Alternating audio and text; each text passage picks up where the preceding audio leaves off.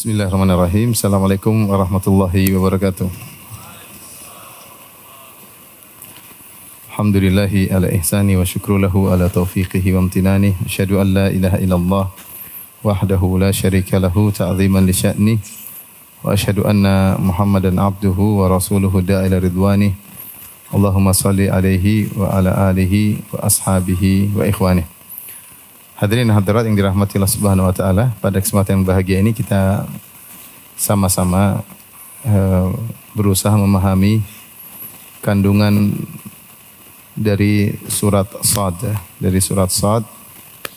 yang surat Shad adalah surat Makkiyah, ya, diturunkan oleh Allah Subhanahu wa taala kepada Nabi sallallahu alaihi wasallam sebelum Nabi berhijrah. Sebagaimana kita ketahui, surat Makkiyah atau ayat Makkiyah itu ayat atau surat yang diturunkan sebelum Nabi SAW berhijrah. Adapun kalau Nabi sudah berhijrah, maka disebut dengan surat Madaniyah atau ayat Madaniyah. Penamaannya terkait dengan tempat, tetapi kenyataannya terkait dengan waktu. Penamaannya Mekah, Madinah, tapi kenyataannya yang menjadi pembeda adalah waktu, yaitu antara sebelum hijrah dengan sesudah hijrah.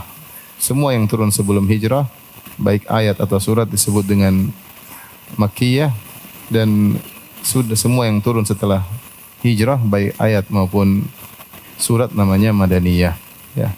Di antara fungsi untuk mengetahui surat ini Makkiyah atau Madaniyah, kita agar mengetahui nuansa isi surat tersebut. Ketika kita mengetahui bahwasanya surat atau ayat tersebut turun di fase Makkiyah atau sebelum hijrah, maka kita tahu bahwasanya audiens yang dituju oleh Allah Subhanahu wa taala adalah orang-orang musyrikin Arab, ya. Yaitu Abu Jahal, Abu Lahab, ya. Dan teman-temannya, pembesar-pembesar orang-orang kafir Quraisy, ya. Sehingga biasanya topik yang dibawakan dalam surat-surat Madaniyah adalah bantahan terhadap mereka yang mengingkari Al-Quranul Karim yang diturunkan oleh Allah kepada Nabi SAW, terus pengingkaran mereka terhadap nubuah, kenabian Nabi SAW, dan ketiga adalah pengingkaran terhadap Al-Ba'ats, hari kebangkitan. Inilah tiga usulul kufur, tiga pokok kekafiran yang sering dibantah oleh Al-Quran dalam surat-surat Makkiyah. Tiga pokok kekufuran yang dilakukan oleh orang-orang kafir Quraisy. Yang pertama adalah mengingkari kenabian Nabi sallallahu alaihi wasallam.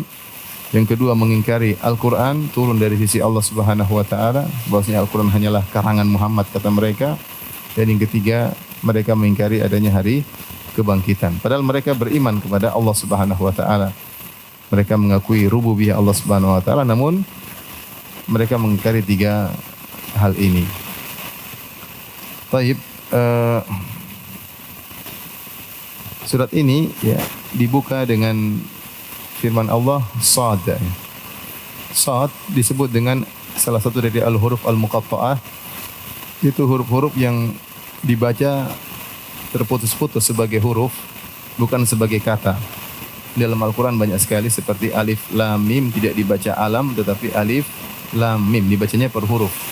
Seperti Toha, tidak dibaca toh tetapi dibaca toha, ya. Alif lam mim shad, ya, dibacanya per huruf. Sehingga pendapat yang lebih kuat dalam hal ini bahwasanya fungsi dari al-huruf al-muqatta'ah sebagai penekanan bahwasanya Al-Qur'an adalah mukjizat dari Allah Subhanahu wa taala. Ya, karena Al-Qur'an turun dengan bahasa Arab, dengan huruf hijaiyah yang diucapkan oleh orang-orang kafir Quraisy dan orang-orang Arab secara umum. Mereka mahir dalam berbicara bahasa Arab, maka mereka memiliki fasahah, ya. Mereka sering mengucapkan alif, ba, ta, sa, jim, ha, kha, dan seterusnya. Tetapi ternyata mereka tidak mampu mendatangkan semisal Al-Quran. Mereka tidak mampu mendatangkan semisal Al-Quran. Ini sering saya sampaikan bahwasanya sebagian mukjizat para nabi yang Allah berikan kepada para nabi-nabi tersebut adalah berkaitan dengan sesuatu yang sedang viral di masa para nabi tersebut, ya. Seperti misalnya Nabi Musa, di zaman Nabi Musa alaihissalam yang lagi viral adalah ilmu sihir. Sehingga banyak ribuan penyihir banyak sekali. Maka Allah Subhanahu wa taala memberikan mukjizat kepada Nabi Musa yang bukan sihir, bahkan mengalahkan sihir. Seperti sihir tapi bukan apa? Bukan sihir. Ya. Akhirnya Nabi Musa alaihissalam mengungguli para penyihir. Bahkan para penyihir akhirnya masuk Islam gara-gara mengetahui bahwasanya apa yang dibawa oleh Nabi Musa alaihissalam bukanlah sihir. Seperti pula misalnya di zaman Nabi Isa alaihissalam, ketika itu lagi viral adalah pengobatan. Banyak orang yang pakar pengobatan, ya. Maka Allah berikan mukjizat kepada Nabi Isa alaihissalam, bukan pengobatan tapi kesembuhan langsung. Hanya Nabi Isa berdoa kepada Allah dengan menyentuh orang yang sakit tanpa harus kasih obat. Kemudian jadi apa? Sembuh, ya. Orang yang buta bisa melihat, orang kena penyakit sopak atau baros bisa sembuh, bahkan yang mati bisa dihidupkan oleh Nabi Isa alaihissalam. Ya, sehingga mukjizat yang Allah berikan kepada Nabi Isa mengungguli yang lagi viral ketika itu. Demikian juga seperti Nabi Yusuf alaihissalam. Di zaman Nabi Yusuf yang lagi viral adalah tafsir mimpi. Banyak orang ngaku ahli tafsir mimpi, tapi tafsir mereka terkadang benar, terkadang salah. Maka Allah berikan kepada Nabi Yusuf alaihissalam mukjizat yang kalau Nabi Yusuf tafsir 100% benar, tidak ada salahnya. Sampailah ketika raja yang bermimpi dengan mimpi yang aneh, 7 sapi gemuk dimakan 7 sapi kurus, ya, dan 7 bulir yang hijau dan 7 bulir yang kering. Maka para ahli tafsir tersebut tidak mampu. Mereka berkata adghautsu ahlam, hanyalah mimpi yang carut marut yang tidak ada alurnya, tidak bisa kita tahu maksudnya apa. Maka tatkala itulah Yusuf alaihissalam kemudian bisa menafsirkan mimpi tersebut karena beliau diajarkan oleh Allah Subhanahu wa taala ilmu takwil mimpi yang akurasinya 100%. Di antara mukjizat Nabi Yusuf alaihissalam, ya. Demikian juga sebagian ulama menyebutkan seperti Nabi Hud alaihissalam diutus suatu kaum yang sangat kuat, kaum Ad, memiliki tubuh yang sangat besar dan sangat kuat.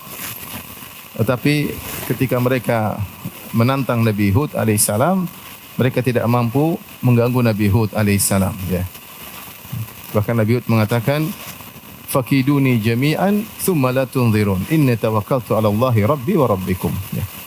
Silakan kalian bersatu padu bikin keburukan kepadaku dan jangan tunda-tunda. Padahal mereka semua jagoan, namun mereka tidak mampu mengganggu siapa? Nabi Hud alaihissalam. Padahal cuma sendirian. Menunjukkan ini mukjizat. Ini disyaratkan oleh Ibnu Qayyim rahimahullah taala, ini mukjizatnya Nabi Hud alaihissalam, bagaimana beliau sendirian mampu untuk tidak diganggu oleh orang-orang yang begitu hebat-hebat, ya.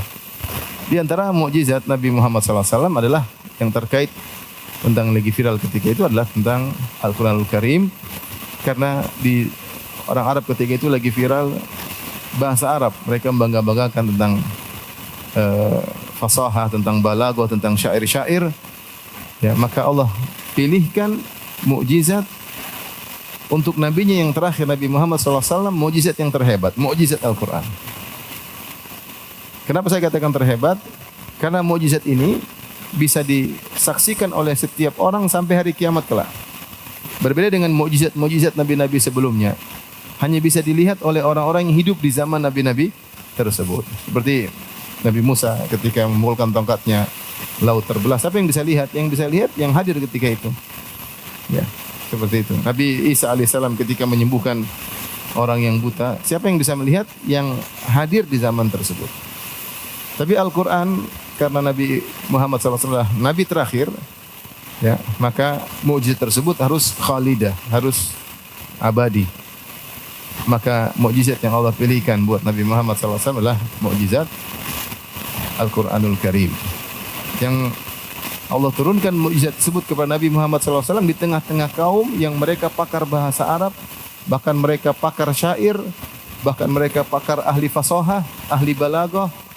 Dan Allah tantang mereka untuk menghadirkan semisal Al-Quran, ya. Satu Al-Quran, kemudian Allah turunkan lagi 10 ayat. Asyra suwarin mustarayat. Kalau tidak bisa satu Al-Quran, 10 surat. Kalau 10 surat, 1 surat. Wa in kuntum fi raibin mimma nazzalna ala abdina fa'tu bi suratin min mithlih. Satu surat saja datangkan seperti Al-Quran mereka tidak mampu. Ini mukjizat berlaku sampai hari kiamat. Dan menakjubkan Al-Quran itu dia bukanlah syair dan dia bukan juga nasr. Ya. Dia bukan syair. Karena Rasulullah SAW bukan penyair. Ya. Wa ma 'allamnahu syi'r wa ma yanbaghi lah.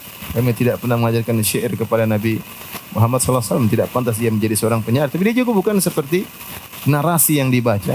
Tapi dibaca enak. Al-Quran itu bukan syair, bukan narasi. Tapi kalau dibaca apa? Enak. Seperti ada ketukannya. Tapi kita nggak tahu. Kalau syair mereka tahu ketukannya. Ketukannya begini, ketukannya begini. Al-Quran bukan syair. Tapi dibaca, kalau ada kurang ketukannya kita rasa ini pasti ada yang salah. Ada huruf yang kurang, atau ada tajwid yang kurang panjang, kurang pendek. Dan subhanallah, kalau dibaca tidak pernah membosankan. Contoh saja ya, surat Yusuf. Mungkin banyak ikhwan-ikhwan pada hafal surat Yusuf. Surat Yusuf kita tahu ceritanya enggak? Tahu, ceritanya begini, bagus dengar cerita berulang-ulang. Tapi kita baca enggak pernah bosan. Kita baca enggak pernah bosan. Setiap kita baca, maka di antara faedah surat Yusuf akan menghilangkan kegelisahan, menghilangkan kesedihan. Kita baca surat Yusuf. Jadi kalau kita baca cerita atau baca novel atau baca berita, kalau sudah tahu ceritanya mana kita mau baca lagi? Bacanya begitu aja, bosan. Adapun Al-Quran tidak. Kita baca surat Yusuf, baca lagi. Sudah tahu isinya, sudah tahu kesimpulannya, sudah tahu akhir ceritanya, tetap saja tidak bosan. Ini di antara mukjizat Al-Quran. Tapi kita kembali, Allah buka Al-Quran dengan Shad. Ibnu Qayyim rahimahullahu taala dalam kitabnya Badail Fawaid menyebutkan kenapa Allah memilih. Ini beliau berusaha mencari hikmah. Kenapa surat Shad ini dibuka dengan Shad? Beliau mengatakan bahwasanya dalam surat ini disebutkan beberapa khusumah atau ikhtisam, yaitu pertikaian, pertengkaran, perdebatan dalam surat Shad ini. Dan perdebatan tersebut kalau bahasa Arab diambil dari kata khusumah, khasm, ikhtisam, ada huruf Shadnya selalu. Ada huruf apa? Shad. Sehingga ketika Allah membuka dengan Shad mengisyaratkan bahwasanya ada beberapa cerita khusumah dalam surat Shad seperti khusumah permusuhan orang-orang kafir terhadap Nabi sallallahu alaihi wasallam, ya, kemudian juga tentang Naba'ul Khasmain, tentang dua orang yang mengadu kepada bertikai kemudian meminta hukum kepada Nabi Daud alaihissalam. Insyaallah akan kita sampaikan kisahnya, ya. Kemudian juga ikhtisam al-mala'il a'la, ya, tentang perdebatan al-mala'ul a'la yaitu penghuni langit, malaikat iblis, disebutkan juga dalam surat Shad. Kemudian juga perdebatan iblis terhadap Allah Subhanahu wa taala juga disebutkan dalam surat Shad, ya. Makanya Ibnu Qayyim di akhir komentarnya beliau berkata, "Falyata'ammal labibul fatin hal yaliqu bihadhihi surah ghairu Shad." Maka hendaknya seorang yang cerdas, yang cerdik merenungkan apakah ada yang pantas bagi surat ini selain huruf Shad. Jadi ini kenapa surat dibuka dengan huruf Shad, karena dalam surat Shad banyak disebut tentang khusumah. Disebut juga takhasumu ahlin nar. Saya lupa, takhasumu ahlin nar, perdebatan penghuni neraka. Jadi ada beberapa perdebatan orang kafir dengan Nabi sallallahu alaihi wasallam. Terus perdebatan yang bertikai meminta hukum kepada Nabi Daud alaihissalam. Kemudian juga perdebatan para penghuni neraka Jahannam, kemudian ikhtisam mala'il a'la, perdebatan atau diskusi atau penghuni langit. Kemudian debatnya iblis kepada Allah Subhanahu wa taala. Baik, kita masuk ayat yang pertama.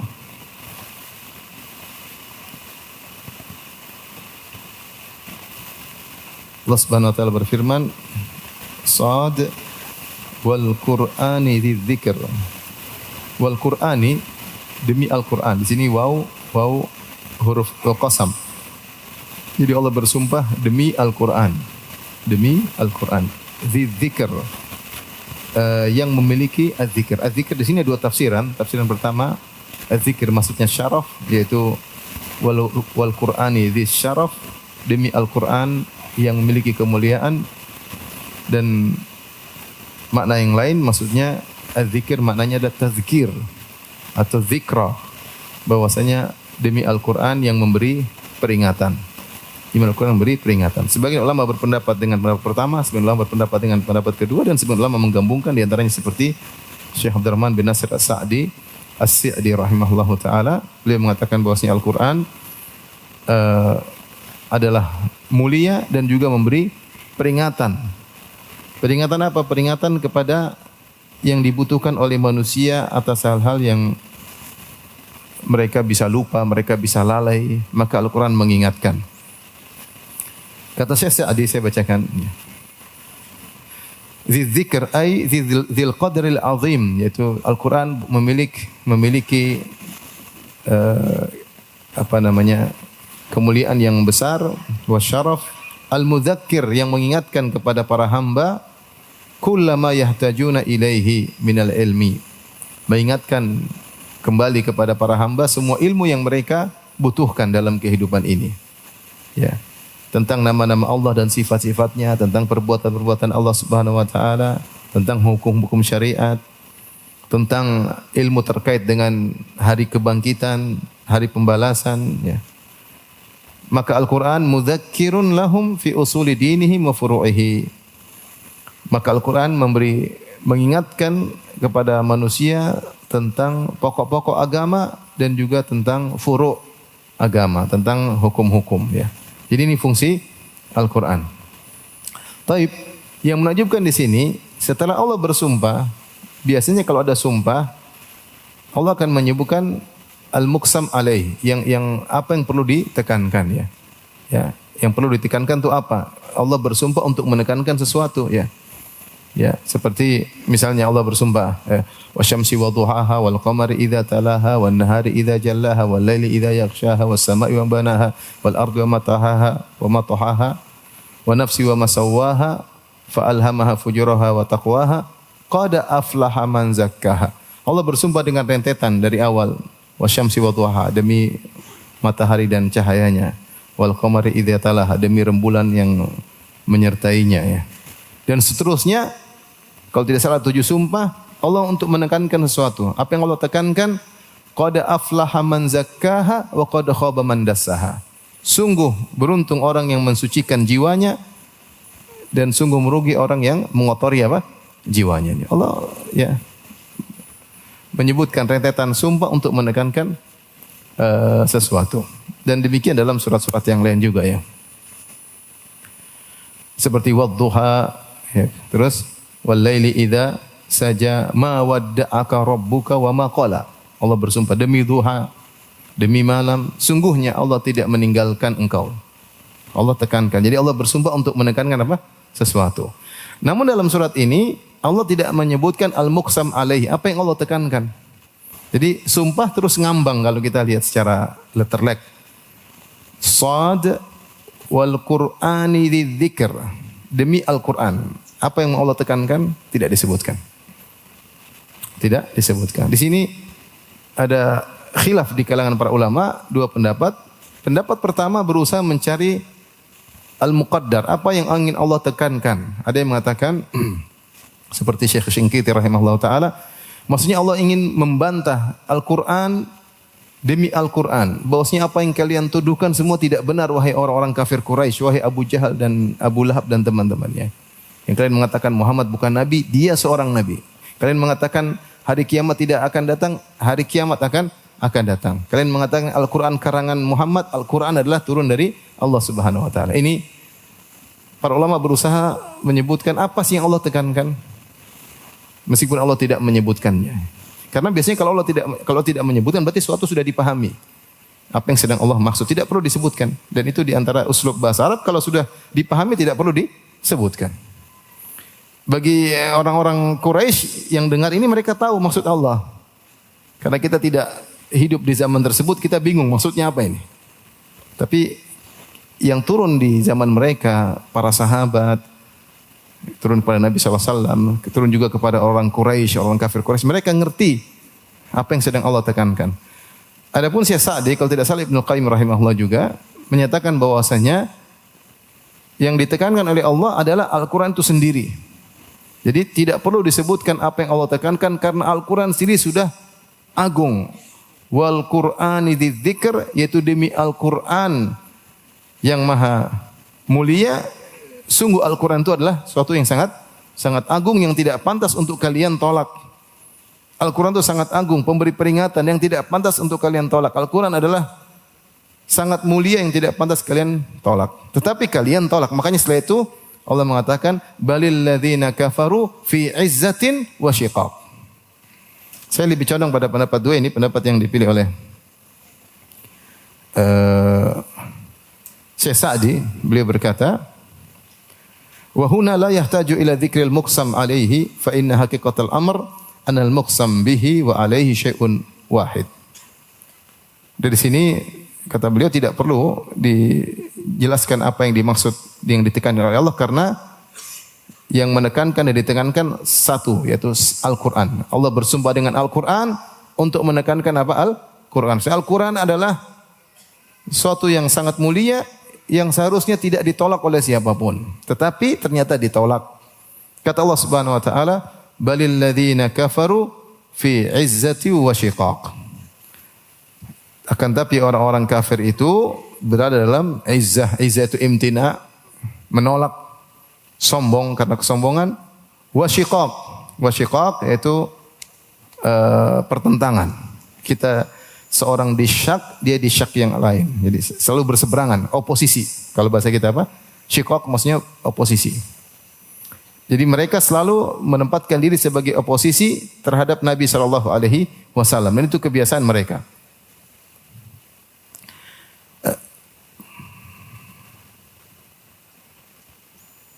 Kelihatan enggak?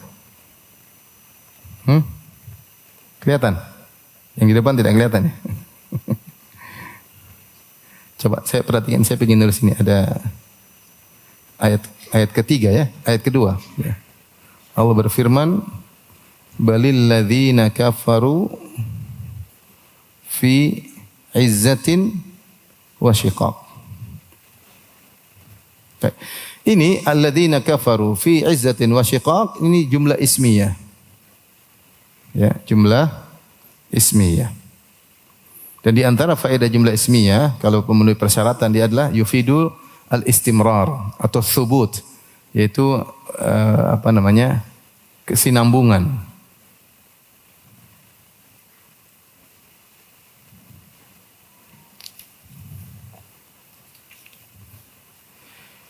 Kesinambungan dan ketetapan ya.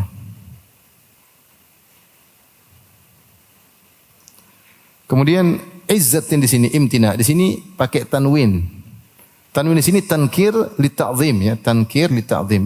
Jadi kalau istilah kita Allah menggunakan tanwin, tankir untuk pengagungan terhadap sesuatu. Contoh dalam hadis misalnya, ini contoh tankir li ta'zim. Seperti hadis kata Nabi SAW, man yuridillahu bihi khairan yufaqihu fid din. Siapa yang Allah ingin baginya kebaikan, Allah akan buat dia faqih tentang agama. Di sini khairan, Nabi tidak mengatakan man yuridillahu bihil khaira. Tidak pakai alif lam. Tapi Nabi tidak menggunakan ilham, Nabi menggunakan khairan, tankir. Kata Al-Hafidz Ibnu Hajar rahimahullah taala bahwasanya tankir di sini untuk litafkhim, bahwasanya khairan yang Allah ingin berikan kepada orang yang mencari ilmu adalah kebaikan yang besar, bukan sembarang kebaikan. Bukan sembarang kebaikan. Man yuridillahu bihi khairan, siapa yang Allah ingin bagi dia kebaikan yang besar, Allah akan buat dia paham tentang apa? Agama. Artinya kebaikan yang akan Allah berikan kepada orang yang paham agama bukan kebaikan sembarangan. Karena dia bukan kebaikan sembarangan, maka Nabi datangkan dengan tanwin. Faham? Ini uslub dalam Al-Quran banyak sekali seperti ini. Dalam surat Shad juga banyak. Kaidah tankir itu punya banyak faedah, tapi di antaranya tankir li tafkhim atau li ta'zim. Nakirah atau tanwin dalam rangka untuk membesarkan sesuatu itu nilainya besar. Seperti ini kata Allah, balil ladzina kafaru fi izzatin, imtina, penolakan. Syiqaq permusuhan. Di sini sama-sama dikasih tanwin. Artinya penolakan mereka atau kesombongan, penolakan ditafsirkan dengan kesombongan. Kesombongan mereka dan permusuhan mereka bukan sembarang permusuhan, bukan sembarang kesombongan, kesombongan yang sangat besar. Karena kalau orang sombongnya masih kecil-kecil, mungkin dia menerima Al-Qur'an. Karena Al-Qur'an luar biasa. Apalagi mereka ahli bahasa Arab, mereka tahu Abu Jahal mungkin lebih paham daripada kita tentang hebatnya kefasihan dan pasti bukan mungkin. Abu Jahal, Abu Lahab lebih ngerti daripada kita tentang hebatnya balaghahnya Al-Qur'an. Hebatnya kefasihan Al-Qur'an karena dia ahli bahasa Arab. Kita enggak tahu. Dia lebih jago. Dia lebih ngerti dan dia lihat bagaimana hebatnya Nabi sallallahu alaihi wasallam, bagaimana mukjizat Nabi, bagaimana akhlak Nabi, bagaimana yang dia lihat terlalu banyak. Oleh karenanya tidaklah dia menolak Al-Quran kecuali karena kesombongan yang sangat besar. Itu maksudnya. Kesombongan yang sangat besar. Dan tidaklah mereka orang-orang Quraisy menolak Al-Quran kecuali karena permusuhan yang sangat besar. Bukan permusuhan kecil-kecilan. Bukan kesombongan kecil-kecilan. Sombong-sombong kecil masih terima Al-Quran. Ini saking besar sombongnya sehingga tidak mau menerima apa? Al-Quran. Dan ini ketika Allah bawakan dengan jumlah ismiyah menunjukkan mereka terus begitu sampai mati. Abu Jahal, Abu Lahab tidak pernah berhenti dari sombong, congkak dan permusuhan kepada Nabi sallallahu alaihi wasallam. Ya. Mereka tidak pernah berhenti sampai mereka mati. Makanya Allah datangkan dengan jumlah ismiyah. Balil ladzina kafaru fi izzatin wa syiqaq. Fi izzati wa syiqaq. Dan dalam Al-Qur'an banyak seperti Allah berfirman wa innaka la ala khuluqin azim. Ini juga jumlah ismiyah. Dan seterusnya. Baik, kita lanjutkan. Kemudian Allah Subhanahu wa taala ya. Bahkan sebagian ulama mengatakan Allah menggunakan fi balil ladzina kafaru fi itu mereka dalam kesombongan. Benar-benar kesombongan tersebut menyatu dalam diri mereka. Dan permusuhan tersebut mendarah daging dalam tubuh mereka. Sehingga mereka tenggelam dalam kesombongan tersebut dan mereka tenggelam dalam permusuhan tersebut. Ini kita tidak merasakan indahnya kecuali kalau kita baca penjelasan para ulama yang ahli bahasa Arab. Mereka preteli satu persatu, oh, ini begini, ini begini, ini begini sehingga kita ternyata begini maksudnya ya. Sehingga bisa menggambarkan tentang bagaimana kondisi Abu Lahab dan Abu Jahal, Utbah bin Rabi'ah, Walid bin Mughirah dan teman-temannya. Padahal mereka benar-benar pakar bahasa Arab ya. Setelah itu Allah Subhanahu wa taala berfirman, "Wa kam ahlakna min qablihim min qarnin fanadaw wa la tahina manas." Ya.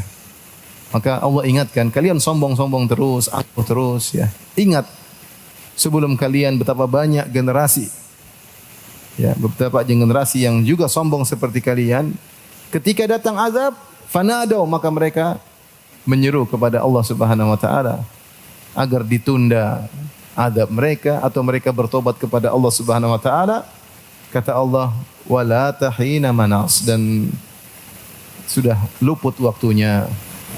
Tidak ada waktu lagi untuk bertobat kepada Allah Subhanahu wa taala. Apakah kalian mau sampai seperti itu? Ini tahdid, ancaman.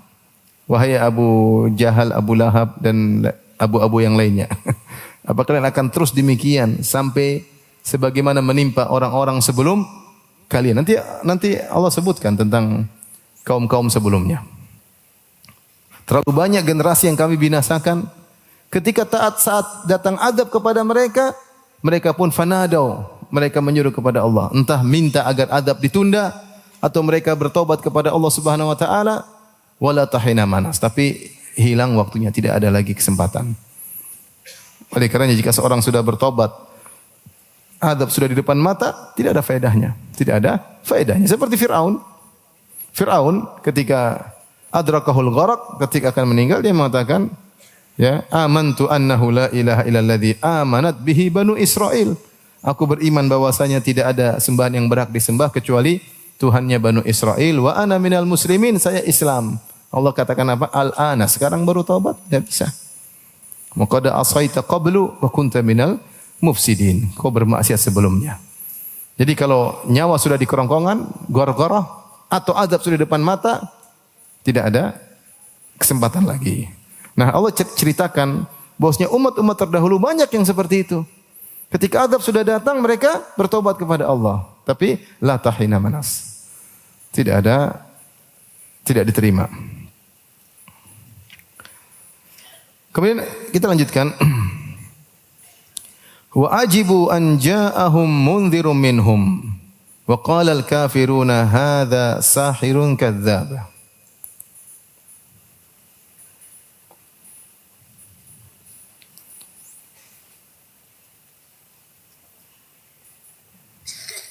Di antara permusuhan mereka, ya. Mereka wa ajibu, mereka merasa heran, aneh. An ja'ahum mundhirum minhum.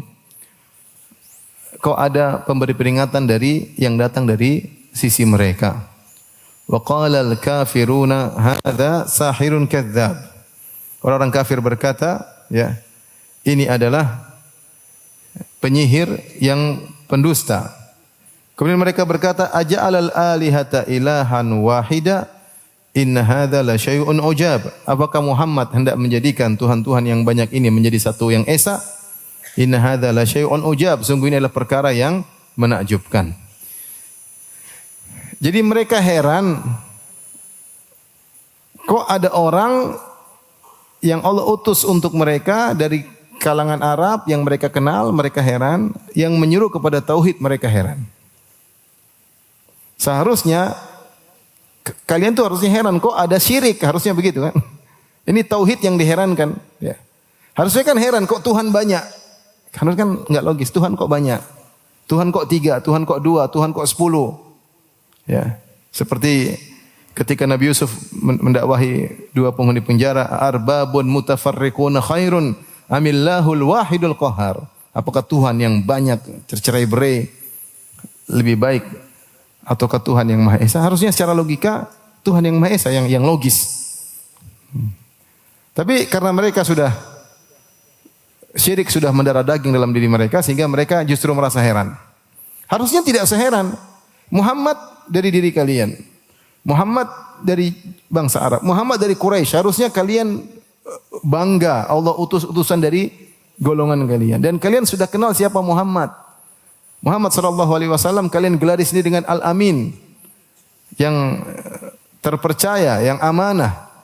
Tidak ada celah sedikit pun yang bisa kalian celah kepada Muhammad. Makanya orang kafir ketika menolak Nabi Muhammad, mereka tidak bisa mencela Nabi Muhammad sedikit pun, enggak bisa. Tentang masa lalunya enggak ada. Allah jaga. Bahkan Allah Subhanahu wa taala menjaga Nabi Muhammad SAW sebelum Nabi menjadi seorang nabi. Belum, sebelum jadi seorang nabi, Nabi dijaga oleh Allah dari akhlak-akhlak yang buruk. Beliau SAW tidak pernah menyembah patung, beliau SAW tidak pernah berzina, beliau SAW tidak pernah minum khamar, beliau SAW tidak pernah mengusap-ngusap patung. Beliau ketika berhaji pun tidak pernah wukuf di Muzdalifah, tapi wukufnya di Padang Arafah. Beliau tidak pernah telanjang. Ini apa ini? Iklan lewat. Beliau tidak pernah dengar musik-musik. Dan ini semua datang dalam hadis. Artinya mereka kenal siapa Muhammad sallallahu alaihi wasallam. Ma bi sahibikum min jinnah. Kalian Allah sebutkan sahibukum. Itu teman kalian sendiri yang selalu bergaul bersama kalian. Kalian tahu siapa Muhammad. Sehingga Rasulullah sallallahu alaihi wasallam sebelum beliau diangkat menjadi seorang nabi pun beliau tidak punya kesalahan sama sekali. Karena kalau beliau punya kesalahan, orang-orang kafir akan mengatakan, kau juga dulu minum khamar seperti kami. Sekarang aja sadar kau dulu juga berzina, kau juga dulu ngusap-ngusap berhala, ya. Kau juga dulu joget-joget dengar-dengar musik, kau juga dulu telanjang. Nabi tidak pernah. Bahkan ketika Nabi SAW bersama pamannya Al-Abbas bin Abdul Muttalib sedang merenovasi Ka'bah, Nabi SAW karena panas Rasulullah SAW ingin mengangkat sarungnya untuk diletakkan di atas bahunya untuk memikul batu. Tapi kalau beliau angkat sarungnya maka akan terlihat auratnya. Ketika beliau mau angkat, Allah jadikan Nabi jatuh. Enggak sempat, Nabi enggak bisa. Allah buat Nabi apa? Jatuh. Dalam hadis Ali bin Abi Thalib ketika Nabi SAW menggembalakan kambing. Kemudian Rasulullah SAW bilang sama temannya, jaga kambing, saya mau ikut acara ada walimahan di kampung, di kota.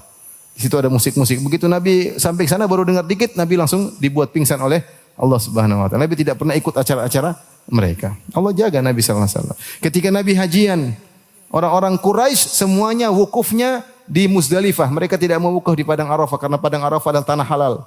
Nabi sendiri belum haji, belum jadi nabi. Allah buat dia wukuf di padang apa? Arafah.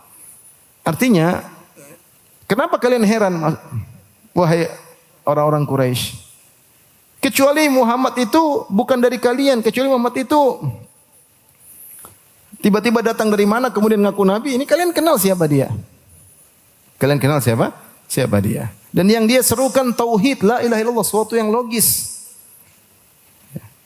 Tapi justru wa ajibu an ja'ahum mundhirum minhum. Mereka justru heran kok ada pemberi peringatan datang dari golongan mereka sendiri. Ini kebalik. Maka dibantah oleh para ulama, justru yang harus kalian heran itu kenapa kalian syirik? Kenapa kalian menyembah batu? Harusnya kalian heran itu, kok batu kalian sembah? Harusnya kalian heran. Ini malah mereka mengherankan suatu yang kebenaran. Yang kebatilan justru tidak diherankan.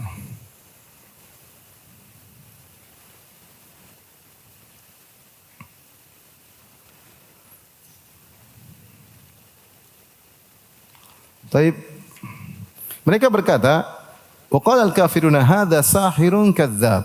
Muhammad sallallahu alaihi wasallam diberi gelar sahir kadzdzab. Adapun sahir, mereka gelari sahir, penyihir. Ini menunjukkan bahwasanya mereka mengakui bahwasanya dakwah Nabi sallallahu alaihi wasallam punya pengaruh yang luar biasa sebagaimana sihir punya pengaruh.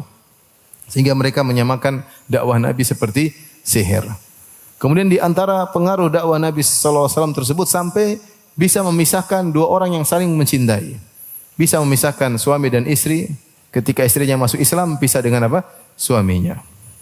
Bisa memisahkan anak dan orang tuanya ketika salah satunya masuk Islam, pisah. Bisa memisahkan kakak dan adiknya ketika salah satu masuk Islam maka bertikai. Sehingga mereka menuduh Muhammad adalah penyihir. Buktinya telah mencerai-beraikan kami. Bapak ribut sama anak, anak ribut sama bapak, suami ribut sama istri, dan seterusnya. Kawan dengan kawan, kakak dengan adik. Muhammad adalah sahir. Kadzdzab, dia bilang pendusta, bilang pendusta, mengatakan Allah kirim wahyu kepada dia.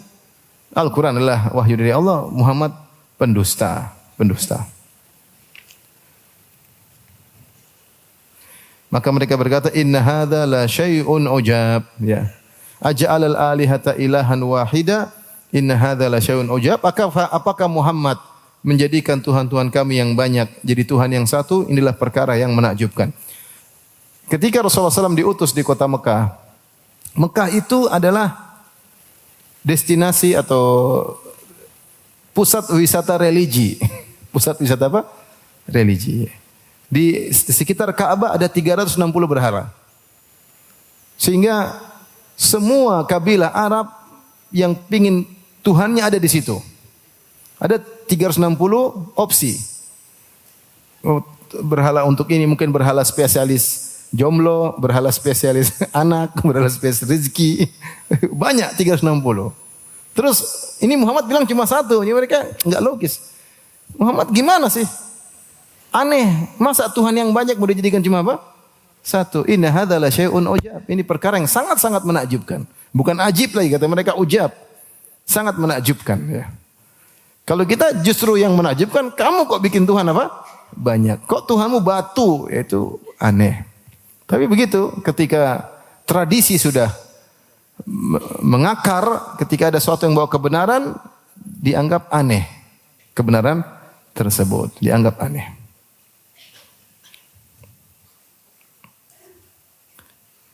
Kemudian kata Allah Subhanahu wa taala, "Wa antalaqal mala'u minhum animshu wasbiru ala alihatikum." Saya datang ke sini rencana menyelesaikan surat Shad ya. Saya rencana ini sampai menjelang maghrib, habis itu setelah tarawih selesai. Tapi kelihatannya begini caranya sampai subuh ya. Kuat sampai subuh. Antum kuat, saya enggak kuat. Afwan. Kita sedapatnya aja ya. Insyaallah nanti lanjut lagi. Mau cepat-cepat juga enggak enak ya. Kita Taib. Wa antalaqal mala'u minhum animshu wasbiru ala alihatikum. Kemudian kata Allah Subhanahu wa taala, dan pergilah, berangkatlah. Intalaq yaitu bangkitlah, al-mala'u minhum yaitu para pemimpin. Disebut pemimpin asyraf dengan al-mala' di antara tafsiran karena yamla'ul uyun, memenuhi pandangan mata. Jadi kalau mereka lewat orang pada ngelihat, terpesona. Karena mereka orang pembesar, mungkin bajunya bagus, mungkin tampan, keren, sehingga orang melihat dengan puas. Maka mereka disebut dengan al-mala'. Kenapa? Yamla'ul uyun, memenuhi pandangan mata. Maksudnya adalah para pembesar-pembesar orang-orang Quraisy. Kemudian pembesar-pembesar ini berjalan kepada anak buah mereka dengan berkata, animshu wasbiru, berjalanlah dan bersabarlah ala alihatikum, dalam menyembah Tuhan-Tuhan kalian. Inna hadza la syai'un yurad, sungguhnya ini perkara yang ada maksud buruknya. Ada maksud buruknya. Baik, kita ambil faedah dari hadis ini. Pembesar-pembesar Quraisy merasa terganggu dengan dakwah Nabi sallallahu alaihi wasallam. Mereka khawatir pengikut-pengikutnya yang rakyat jelata, yang mungkin tidak punya kepentingan duniawi akan ikut kepada Nabi Muhammad SAW. Dan benar, kebanyakan pengikut Nabi Muhammad SAW orang miskin, fukara. Dan demikian juga pengikut para nabi sebelumnya kebanyakannya orang apa? Miskin. Karena orang kaya tidak ingin meninggalkan mansib mereka, kedudukan mereka. Mereka tidak ingin. Sehingga yang mereka khawatirkan yang miskin-miskin. Maka al-mala, pembesar-pembesarnya, nasihati yang miskin-miskin. Sabar, sabar. Sembah Tuhan-Tuhan kalian, sabar. Ini Muhammad punya maksud buruk. Inna hadza la syai'un yurad. Disebutkan oleh para ulama, mereka mengatakan Muhammad ini ingin jadi pemimpin. Mereka menuduh isi hati Nabi sallallahu alaihi wasallam. Dan ini kata Syekh Sa'di As-Sa'di rahimahullah taala, bahwa inilah biasanya dalil orang yang tidak punya dalil berargumentasi dengan menuduh niat yang tidak-tidak. Muhammad ini enggak bisa bantah Nabi sallallahu alaihi wasallam, maka dia bilang Muhammad ini punya tujuan buruk. Dia ingin menjadi pemimpin kita, ingin memimpin kita. Dan orang Arab paling tidak suka dipimpin. Mereka masing-masing kabilah mau sendiri-sendiri. Ya. Masing-masing kabilah mau apa? Sendiri-sendiri. Ya. Tidak mau dipimpin. Ya. Makanya sebagian mereka kalau jadi pemimpin harus tangan besi. Karena mereka tidak mau apa? Dipimpin. Dan itu sejak zaman jahiliyah. Sejak zaman jahiliyah.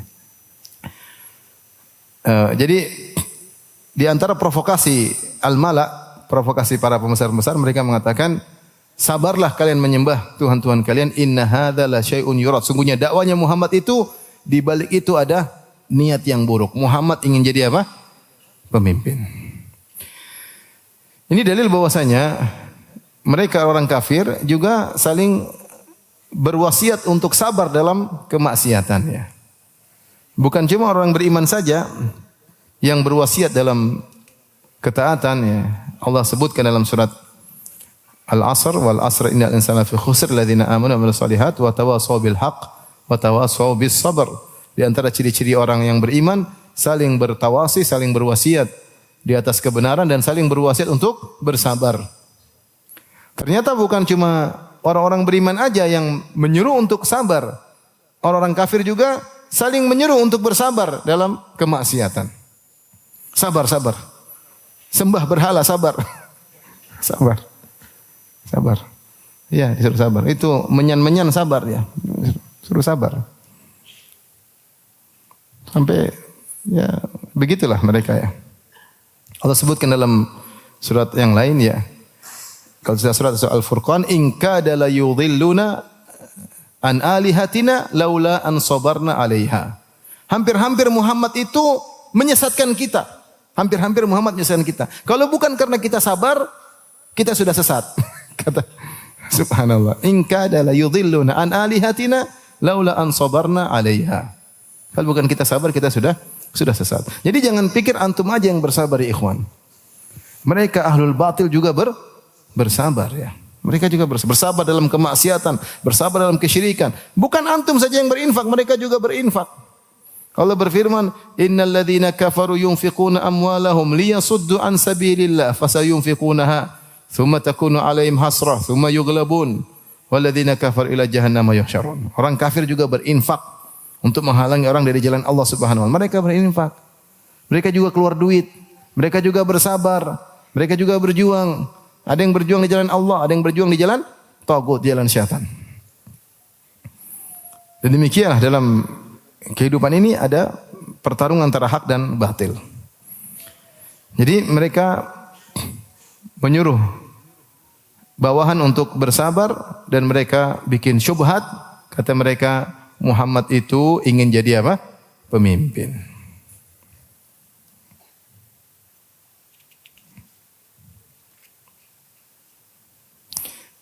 Kemudian mereka datangkan dalil untuk menolak Nabi Muhammad SAW. Pertama, provokasi tadi ya. Inna hadza la syai'. Semuanya bukan dalil, ini aneh. Yang kedua apa? Muhammad ingin jadi apa? Pemimpin. Yang ketiga, oke lah, ada sedikit syubhat. Mereka berkata, "Ma sami'na bihadza fil millatil akhirati in hadza illa ikhtilaq." Kami tidak pernah dengar dakwah seperti dakwahnya Muhammad ini ya, pada ajaran yang terakhir ya. Agama yang terakhir, fil millatil akhirah. Fil millatil akhirat ini ada dua pendapat. Ada yang mengatakan fil millatil akhirah maksudnya fil waqtil akhir. Kami tidak pernah menemukan dakwah Muhammad ini di waktu terakhir kami, yaitu kami tidak menemukan bapak kami pernah menyuruh seperti Muhammad, kami juga tidak pernah menemukan kakek kami seperti menyuruh kepada dakwahnya Muhammad, kami juga tidak pernah menemukan buyut kami. Jadi generasi yang pernah kami temui semua, tidak seorang pun yang pernah berdakwah seperti Muhammad. Ini menunjukkan Muhammad batil. Jadi mereka berdalil dengan apa? Tradisi. Tradisi yang kami temui generasi terakhir, waktu terakhir, kami, bapak kami, kakek kami, buyut kami enggak ada yang menyuruh seperti siapa? Muhammad. Ini tafsiran pertama. Tafsiran kedua, mereka berdalil dengan Nasraniyah.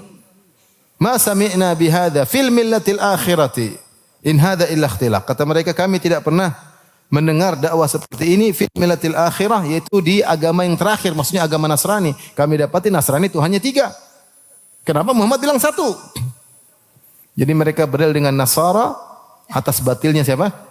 Dakwah Muhammad sallallahu alaihi wasallam. Kata mereka, tidak pernah kami dengar ada Tuhan cuma 1. Bahkan agama terakhir yang sampai kepada kami, agama Samawi yang katanya Tuhannya sama-sama Allah, ternyata agama Nasrani bilang Tuhan berapa?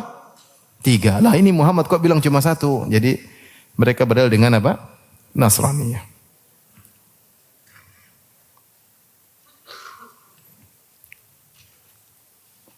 Tentu berdalil dengan kebatilan percuma, paham? Mereka berdalil dengan apa? Kebatilan. Nenek moyang mereka batil, kalau mereka berdalil dengan tradisi-tradisi yang mereka batil, tradisi mereka bukan cuma syirik aja, tradisi mereka zina, minum khamar, judi, tradisi mereka menjadikan dalil tradisi. Atau mereka berdalil dengan agama Nasrani, agama saya juga agama yang batil, Trinitas. Tuhan 3. Tapi Allah sebutkan inilah pendalilan mereka untuk menolak dakwah Nabi Muhammad SAW. Semua dalil enggak kena, enggak ada dalil yang logis, enggak ada. Cuma dalil yang diprovokasi yang mereka utarakan. Yang berikutnya mereka berdalil lagi. Kata mereka, aulqiya dzikru alaihi, unzila alaihi dzikru min bainina, unzila alaihi dzikru min bainina, bal hum fi syakkim min dzikri wa lamma yadzuqu adzab. Kata mereka, kenapa Al-Quran itu diturunkan kepadanya di antara kita? Kenapa Muhammad yang dipilih? Kenapa bukan kami? Ini kan banyak, ada orang-orang hebat, banyak. Ada Walid bin Mughirah, ada Abu Jahal, ya. Ada Abu Lahab, ada Utbah bin Rabi'ah, ada orang-orang hebat-hebat. Ya. Ada Urwah bin Mas'ud Ats-Tsaqafi di Taif. Kenapa harus Muhammad?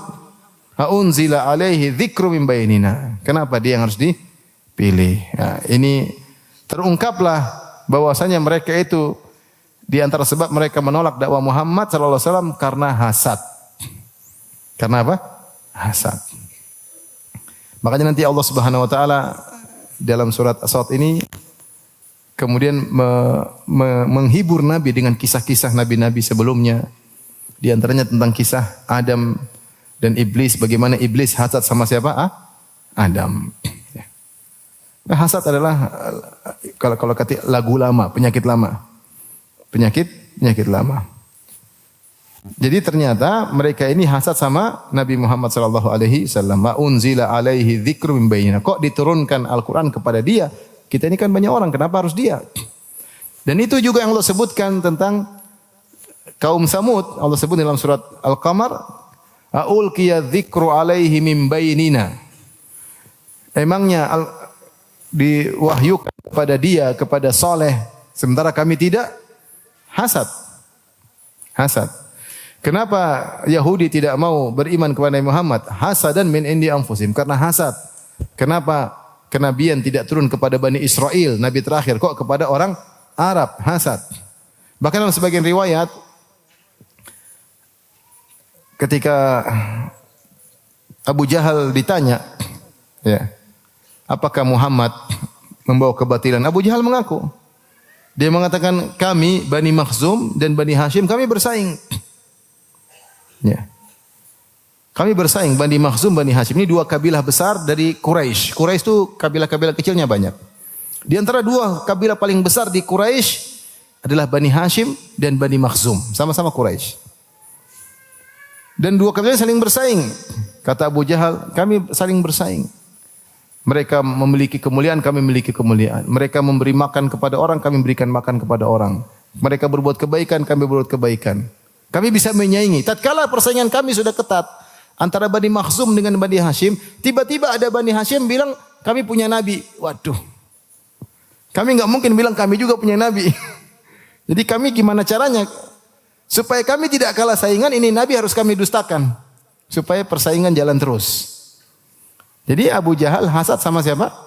Nabi sallallahu alaihi wasallam. Abu Jahal hasad sama Nabi sallallahu alaihi wasallam. Jadi terungkaplah sebab mereka, di antara sebab mereka menolak dakwah Nabi sallallahu alaihi wasallam, mereka berkata, "Unzila alaihi dzikru min bainina." Ya, apakah diturunkan Al-Qur'an kepadanya? Tidak kepada kami. Dan ini dalil bahwasanya Al-Qur'an diturunkan dari Allah Subhanahu wa taala dan bahwasanya Allah di atas, Allah menurunkan Al-Qur'an kepada Nabi Muhammad sallallahu alaihi wasallam. Allah bantah, kata Allah, balhum fi syakkim min dzikri. Sebenarnya mereka ragu dengan peringatanku atau dengan Al-Qur'anku. Jadi mereka memang ragu dengan Al-Qur'an, ya. Jangankan kepada nabi, bahkan kepada yang diturunkan saja mereka sudah ragu. Bal lamma yadzuqu adzab, dan sebenarnya mereka belum merasakan azabku, ya. Kata Allah, mereka demikian menolak, ya, Nabi SAW, mengingkari kenabian Nabi SAW. Kenapa harus Muhammad yang jadi nabi? Dan mereka akan terus begitu. Bahkan mereka ragu tentang Al-Quran. Nanti karena mereka balamma yadzuqu adzabi. Karena mereka belum merasakan siksaku. Nanti kalau mereka rasakan siksaku, baru mereka beriman. Ini untuk menegaskan bagaimana mereka istimrar, berkesinambungan dalam menolak dakwah Nabi SAW. Nanti mereka baru bisa membenarkan Rasulullah kalau mereka tertimpa dengan apa? Azab Allah Subhanahu wa taala.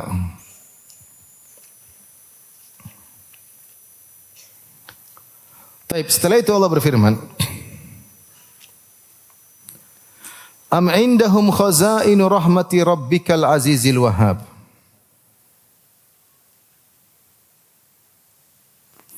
Apakah mereka itu mempunyai perbendaharaan rahmat Tuhanmu yang maha perkasa lagi maha pemberi?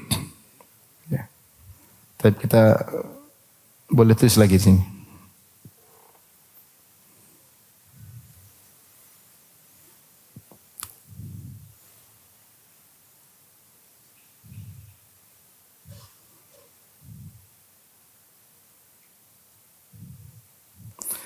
Allah mengatakan, apakah di sisi mereka ada khazain? Khazain ini adalah perbendaharaan, kalau kita artikan perbendaharaan. Yaitu semua kepemilikan Allah.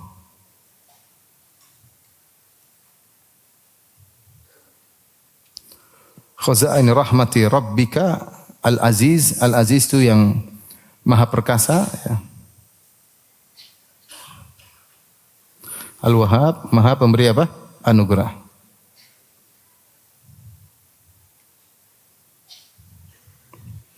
Jadi Allah ingin mengatakan, ayat ini Allah ingin menyampaikan, wahai orang-orang kafir Quraisy, kalian ingin ngatur-ngatur saya. Kalian mengatakan, kenapa Muhammad yang jadikan nabi bukan kami? Kan kami banyak orang hebat-hebat. Maka Allah bilang, kalau kamu ingin ngatur-ngatur, kamu harus bisa seperti saya, harus punya semua apa? Kekuasaan alam semesta. Baru kau bisa milih-milih mana terserah kamu. Kamu tidak punya apa-apa, sok-sok ngatur Tuhan. Kenapa Muhammad yang dipilih bukan apa? Bukan kami. Maka Allah mengatakan, kalian tidak punya apa-apa untuk bisa mengatur, memilah-milih rahmat Allah. Allah memberikan rahmatnya kepada Muhammad, terserah Allah. Al-Aziz dan Al-Aziz di antara maknanya, ketika Allah memutuskan tidak ada yang ikut-ikutan. Allah bersendirian, tidak ada yang intervensi, enggak bisa. Itu namanya Al-Izzah, Al-Aziz. Allah Subhanahu wa taala Al-Aziz, di antaranya tidak ada yang bisa ikut-ikut campur Allah dalam urusan Allah Subhanahu wa taala. Kemudian Al-Wahhab, dan Allah Maha pemberi anugerah. Bahwasanya kenabian adalah anugerah dari Allah Subhanahu wa taala. Ini kaitannya antara kenapa disebut Al-Aziz, kenapa disebut dengan apa? Al-Wahhab, ya. Allah ingin membantah mereka dengan mengatakan, wahai orang-orang kafir Quraisy, apakah kalian memiliki perbendaharaan alam semesta sehingga kalian mau ngatur-ngatur untuk memilih siapa yang jadi nabi? Memberi rahmat Allah, rahmat buat sini, rahmat buat sini, yang bisa mengatur hanyalah Allah Subhanahu wa taala. Al-Aziz, dialah yang memutuskan perkara tanpa ada yang intervensi. Al-Wahhab, yang beri anugerah kepada siapa yang Allah kehendaki. Karena kita tahu kenabian adalah anugerah. Kenabian adalah apa? Anugerah. Bukan perkara yang diusahakan. Ya. Allah memilih siapa yang Allah kehendaki. Allahu a'lamu haitsu yaj'alu risalatah. Allah lebih tahu di mana diletakkan kenabiannya. Kemudian kata Allah Subhanahu wa taala, yang lebih ringan daripada itu, amlahum mulkus samawati wal ardi wa ma bainahuma falyartaqu fil asbab. Apakah mereka memiliki kerajaan langit dan bumi? Khazain adalah seluruh perbendaharaan kekayaan Allah. Langit dan bumi sebagian kecil dari perbendaharaan apa? Kekayaan Allah. Kekayaan Allah bukan cuma langit dan bumi saja, paham? Ada kursi, ada arsy, ada hal yang banyak yang kita tidak tahu. Kalian pertama tidak memiliki perbendaharaan alam semesta.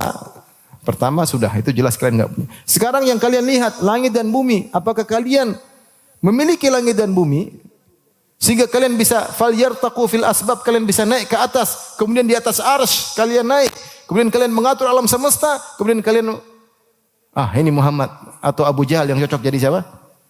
Jadi nabi. Emangnya memilih Muhammad sebagai nabi sembarangan? Yang memilih adalah Allah Subhanahu wa taala yang menguasai alam semesta, yang beristiwa di atas arsy, yang ilmunya meliputi segala sesuatu yang di bawah arsy tersebut, sehingga dia tahu siapa yang dijadikan sebagai apa? Nabi. Paham? Itu maksudnya begitu.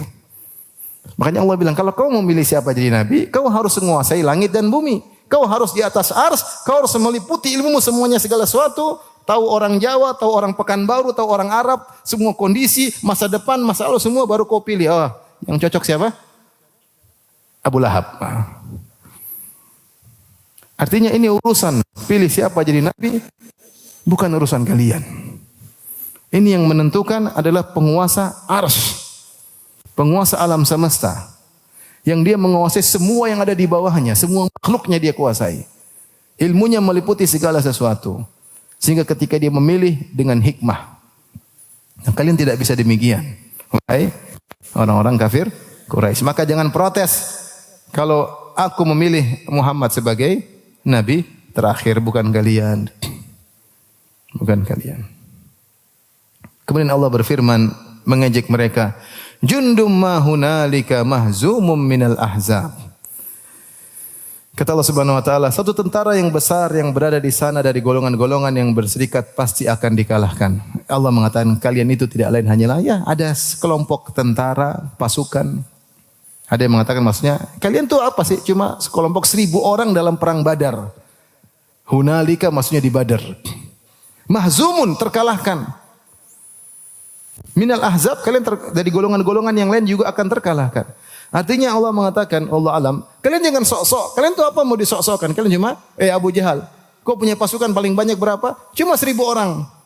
1000 orang pun akan binasa di Badar. Hunalika di sana di Badar. Mahzum, terkalahkan. Terus mau bicara ngatur-ngatur Tuhan suruh Jangan Muhammad yang jadi nabi, pilih yang lain. Kamu tuh siapa? Kamu tuh siapa? Di sini jundum ma hunalika. Jadi perkataan jundum ma hunalika mahzumun minal ahzab adalah ejekan kepada mereka bahwasanya kalian tidak lain hanyalah kalaupun punya pasukan hanyalah cuma ya pasukan besar tapi cuma 1000 orang, itu pun akan terkalahkan hunalik, akan terkalahkan di sana di perang Badar. Atau dalam tafsiran yang lain, kalian pun kalau punya pasukan adalah al-ahzab yang berjumlah 10.000 ya, akan pun kalah di kota Madinah ya pada tahun 5 Hijriah. Kalian tidak ada apa-apanya, maka tidak perlu berbicara tentang keputusan Allah, protes kenapa Muhammad yang jadikan seorang nabi. Baik. Ikhwan dan akhwat yang rahmati Allah Subhanahu wa taala, kita lanjutkan.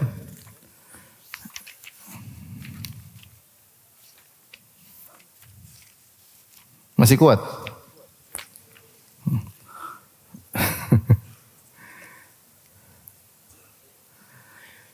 Taib, Allah mulai cerita tentang kisah para nabi. Ini lebih agak asyik ya. Agak enggak mikirnya enggak berat.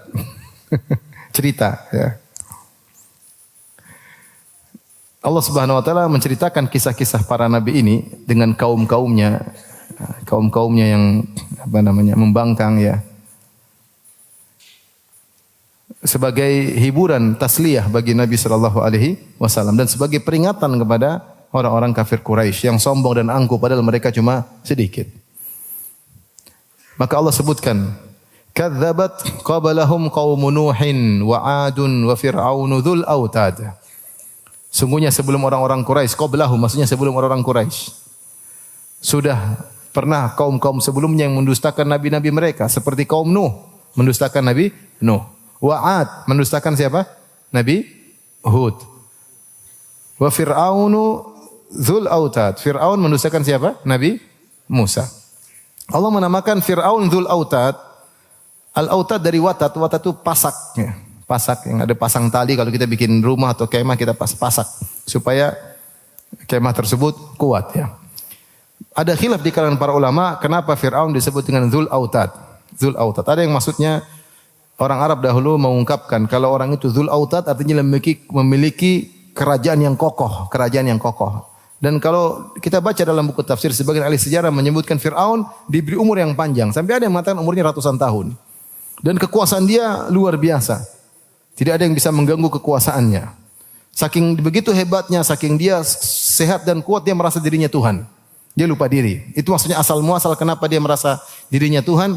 Karena dia diberikan kerajaan yang kokoh, tahan lama dan dia sendiri orangnya umur panjang. Sehingga dia merasa dirinya Tuhan. Maka disebut Dzul Autad, sang pemilik kekuasaan yang kokoh. Pasukannya banyak, kerajaannya kokoh. Ada yang mengatakan Dzul Autad maksudnya Fir'aun pasang tali, pasak untuk menyiksa orang. Menyiksa orang, dia bersenang-senang melihat orang disiksa. Itu ada orang ditarik pasang tali di tangan kanannya, tangan kirinya, kaki kanannya, kaki kirinya kemudian ditarik untuk dibunuh ya. Untuk dibunuh itu. Di antara tafsiran ya. Intinya ini adalah orang-orang hebat. Kaum Nuh, orang hebat, kaum Ad. Hebat ya. Tubuh besar, sangat kuat ya.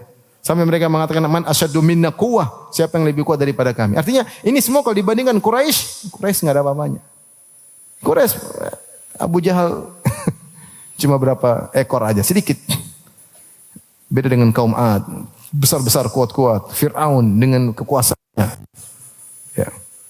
Wa Samud yang mereka dustakan siapa? Nabi Saleh. Wa qaum Lut, demikian kaum Nabi Lut. Wa ashabul Aikah.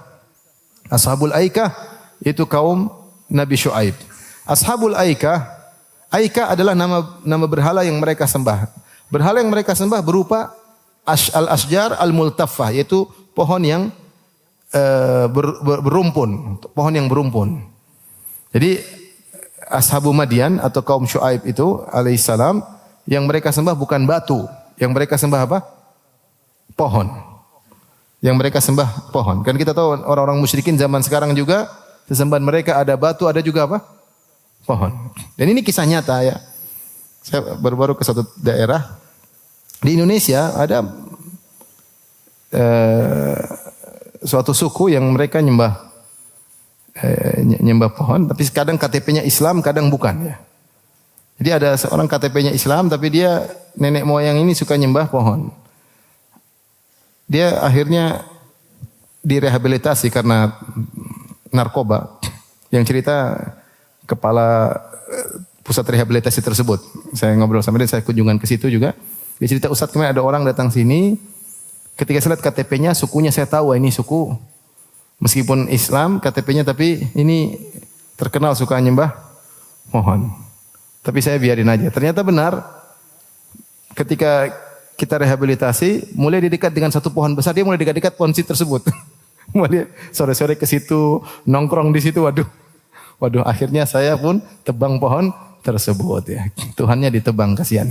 Jadi intinya, jadi yang disembah dua, ada batu, ada apa? Pohon. Seperti orang-orang jahiliyah di zaman Nabi SAW juga, mereka menyembah patung batu dan juga berhala berupa pohon.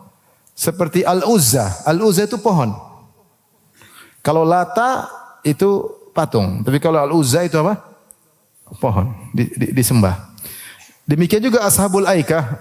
Ashabul Aikah yaitu Nabi Syuaib kaumnya, mereka menyembah berhala dalam bentuk pohon-pohon yang berumpun. Berhalanya disebut, berhala tersebut disebut dengan apa? Al-Aikah. Al-Aikah. Ulaikal ahzab, mereka adalah golongan-golongan, ya, golongan-golongan yang mendustakan nabi-nabi mereka. In kullun illa kadzdzabar rusula fa haqqa iqab. Semuanya mendustakan para rasul dan mereka berhak untuk mendapat siksaanku. Iqab maksudnya iqabi ya. Jadi sering ya iqabi itu ya mutakallimnya dihapus ya. Fa haqqa iqabi tapi fa haqqa iqab ya. Karena mereka mendustakan para rasul, akhirnya mereka disiksa, berhak untuk mendapatkan siksaan Allah Subhanahu wa taala. Wa ma yanzuru haula'i illa sayhatan wahidatan ma laha min fawaq. Dan mereka semua tidak menunggu kecuali hanya satu seruan, yaitu tiupan sangkakala, ya. Ma laha min fawaq, yang tidak ada tertunda sama sekali. Jadi mereka ini begitu sombong, begitu angkuh, tapi kalau tiba datang siksaan, selesai. Mereka tidak bisa berbuat apa-apa ya. Tidak ada tertunda sama sekali. Mereka tidak bisa mengatakan, ya Allah tundalah kami meskipun sebentar. Tidak bisa ya. Begitu datang, langsung mereka tewas seluruhnya ya. Terkena azab Allah Subhanahu wa taala. Wa qalu rabbana ajjil lana qitana qabla yaumil hisab. Berkata orang-orang kafir Quraisy, ya Rabb kami, ajil lana, segerakanlah bagi kami, qitana, adab kami, qabla yaumil hisab, sebelum tiba hari hisab. Sebelum tiba hari hisab. Mereka mengatakan ini hanyalah sekedar untuk mengejek Rasulullah SAW. Ada yang mengatakan ini berlaku bagi seluruh kaum tersebut. Mereka mengejek Rasul-Rasul mereka. Mereka sering berkata, mana adabnya, mana? Katanya ada adab, sini datang adab. Sekarang kami ingin diadab. Ada yang mengatakan maksudnya, Abu Jahal dan teman-temannya. Ya. Fa'amtir alaina hijaratan minas sama, segera turunkan hujan batu dari langit. Kalau memang engkau benar wahai, in kana hadza huwal haqqu ya Rabb kami, kalau ini kebenaran dari engkau, fa'amtir alaina hijaratan minas sama. Kalau benar yang dibawa oleh Muhammad adalah kebenaran, turunkanlah hujan batu bagi kami. Jadi mereka minta segera diadab ya. Dan itu adalah kesombongan untuk menunjukkan mereka kekeh dalam kesyirikan mereka. Mereka kekeh dan mereka bersabar dan mereka kokoh, ngeyel di atas kesyirikan mereka. Dan mereka mengatakan yaumul hisab di sini hanyalah sekedar ngejek karena mereka tidak beriman dengan hari kebangkitan. Mana yaumul hisab? Sekarang aja adabnya, jangan nanti. Jadi mereka gampangannya gitulah. Enggak usah nanti-nanti wahai Muhammad, sekarang aja adabnya. Ya Allah, turunkan adab bagi kami sebelum nanti, sekarang aja diturunkan. Ini adalah kesombongan dari mereka. Ini semua yang diucapkan oleh mereka, ejekan kepada Nabi SAW, nantang untuk turunkan adab, semuanya mengganggu hati Nabi SAW. Dan Nabi SAW adalah seorang manusia, dia punya sifat manusiawi. Jika dikata-katain, dihina, direndahkan, maka Rasulullah SAW pun terganggu. Seperti dalam firman Allah Subhanahu Wa Taala di akhir surat Al-Hijr, wa laqad na'lamu annaka yadhiqu sadruka bima yaqulun, fasabbih bihamdi rabbika wa kum minas sajidin wa'bud rabbaka hatta ya'tiyakal yaqin.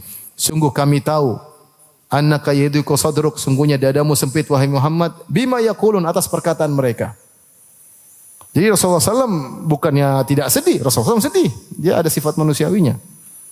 Dia diuji di situ. Dikatain pendusta, dikatain penyihir. Bukan Rasulullah ketawa-ketawa, tidak. Rasulullah SAW sedih. Justru kata para ulama, ujian kepada Nabi lebih besar ketika dikata-katain. Karena Nabi berasal dari keluarga yang mulia. Paman dia, Abdul Muttalib, penguasa kota Mekah. Dan dia sebelumnya digelar dengan Al-Amin, orang yang terpercaya. Tidak dikenal punya kesalahan sama sekali, dihormati oleh seluruh suku. Tiba-tiba dia dikatakan pendusta, orang gila, majnun, sahir, penyihir, mashur, tersihir, ya, sabi, keluar dari, memang terus pemutus silaturahmi. Kata-kata ini semua membuat Nabi apa? Sedih. Di antara kata-kata yang menyedihkan, mereka mengatakan, ajil lana qitana qabla yaumil hisab. Wahai Allah, turunkan azab. Itu Muhammad bilang mau ada azab, suruh turunkan sekarang, enggak usah nanti, sekarang aja. Ini semua memberi pengaruh ke dalam hati Nabi sallallahu alaihi wasallam, maka Allah pun menyuruh Nabi untuk bersabar. Pada ayat-ayat berikutnya Allah berfirman, mulai Allah cerita tentang kisah para nabi. Isbir ala ma yaqulun. Kata Allah, bersabarlah atas apa yang mereka ucapkan. Wadhkur abdana Dawud dzal aidi innahu awwab. Dan ingatlah hamba kami Daud dzal aidi, pemilik kekuatan, sungguhnya dia adalah hamba yang senantiasa kembali kepada Allah Subhanahu wa taala. Di sini Allah akan menyebutkan kisah Nabi Daud, kemudian Nabi Sulaiman, kemudian Nabi Ayub. Setelah itu Allah sebutkan beberapa nabi yang lainnya. Kalau kita lihat nanti kisah Nabi Daud, Nabi Ayub, Nabi Sulaiman, tentang kesabaran mereka, di mana mereka pernah melakukan kesalahan, namun penghujungnya mereka mendapat kemuliaan dari Allah Subhanahu wa taala. Allah menyebutkan kisah-kisah para nabi ini untuk memberi hiburan bagi Nabi sallallahu alaihi wasallam yang sangat-sangat tertekan ketika berdakwah di Mekah. Sebagai sifat manusiawinya Rasulullah SAW tertekan. Makanya Allah mengatakan, isbir, bersabarlah. Baik.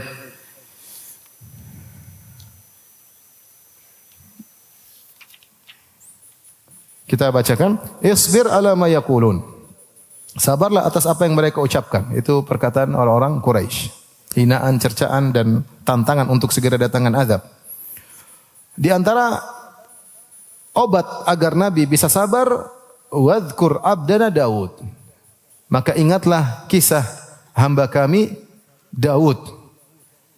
Dzal aidi, sang pemilik kekuatan. Innahu awwab. Sungguhnya dia amat selalu kembali. Awwab itu dari artinya selalu kembali kepada Allah Subhanahu wa taala. Sini perhatikan, Allah Subhanahu wa taala mentasliyah, menghibur Nabi dengan menyebutkan kisah Nabi Daud alaihissalam. Dan Nabi Daud alaihissalam, dia bukan Nabi sembarang, dia seorang raja. Seorang apa? Raja. Dan kalau kita baca kisah Nabi Daud alaihissalam, dia tiba-tiba jadi raja. Dia tidak punya nenek moyang yang raja sebelumnya, ya. Tiba-tiba dia jadi raja karena dia bisa mengalahkan Jalut. Dia bisa waqatala Dawud Jalut. Dia bisa bunuh Jalut, kemudian akhirnya dia diakui dan akhirnya menjadi apa? Seorang raja. Tapi dia raja sekaligus apa? Sekaligus nabi. Namun Nabi Daud alaihissalam, meskipun dia seorang raja, ternyata dia sangat rajin beribadah. Sangat rajin beribadah. Kekuasaan yang dia miliki, jabatan yang dia miliki tidak membuat dia lalai dari beribadah. Makanya Nabi SAW sering menyebut Nabi Daud untuk dicontohi. Kata Nabi SAW, afdalus salat, salatu Daud. Sebaik-baik salat malam, salatnya siapa? Daud. Kana yanamu nisful lail, wa yusalli thuluthahu, wa yanamu sudusahu. Nabi Daud tidur setengah malam, kemudian salat malam sepertiga malam, kemudian tidur lagi seperempat malam. Rasulullah berkata, afdalus siyam, siyamu Daud. Sebaik-baik puasa, puasanya Nabi Daud. kana yasumu yauman wa yaftiru yauman. Puasa sehari, berbuka sehari.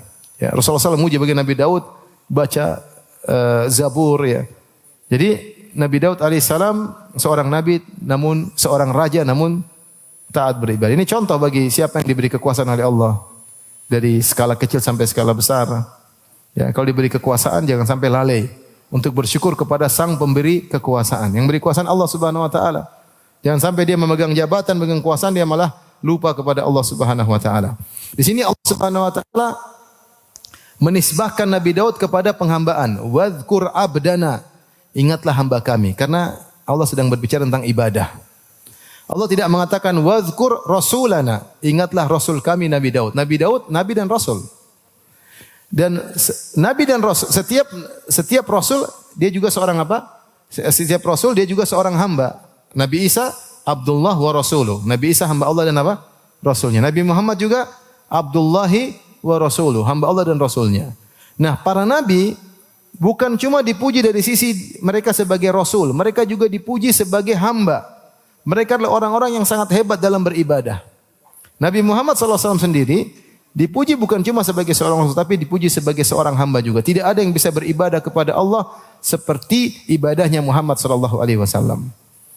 Bayangkan Rasulullah SAW salat sampai tatawarram qadamah, sampai kedua kaki beliau bengkak, tatafattar qadamah, sampai kedua kaki beliau pecah. Salat malam yang sangat luar biasa ya. Maka Allah memuji Nabi Daud dari sisi ibadahnya. Allah katakan wadhkur abdana Dawud dzal aidi, ingatlah hamba kami Daud yang memiliki kekuatan, innahu awwab. Dia selalu kembali kepada Allah Subhanahu wa taala ya. Selalu beribadah kepada Allah, selalu ingat Allah Subhanahu wa taala, kekuasaan yang dia miliki, kerajaan luas yang dia miliki tidak membuat dia lalai dari mengingat Allah Subhanahu wa taala. Kemudian Allah sebutkan tentang kehebatan Nabi Daud, kata Allah, inna sakharnal jibala ma'ahu yusabbihna bil asyi wal isyraq. Sungguhnya kami tundukkan gunung-gunung. Gunung-gunung tersebut bersama Nabi Daud bertasbih. Kalau Nabi Daud baca Zabur, gunung-gunung ikut bertasbih bersama Nabi Daud. Wallahu alam apakah didengar oleh yang lain atau cuma Nabi Daud yang mendengarnya. Tapi Allah menyebutkan gunung-gunung ikut bertasbih bersama Daud. Bil asyi wal isyraq. Di waktu petang dan waktu al-isyraq. Al-isyraq maksudnya di waktu duha. Di waktu duha. Jadi sebagian ulama membedakan antara syuruk dengan isyraq. Kalau syuruk maksudnya sunrise ketika matahari apa? Terbit. Kalau isyraq ketika matahari sudah naik.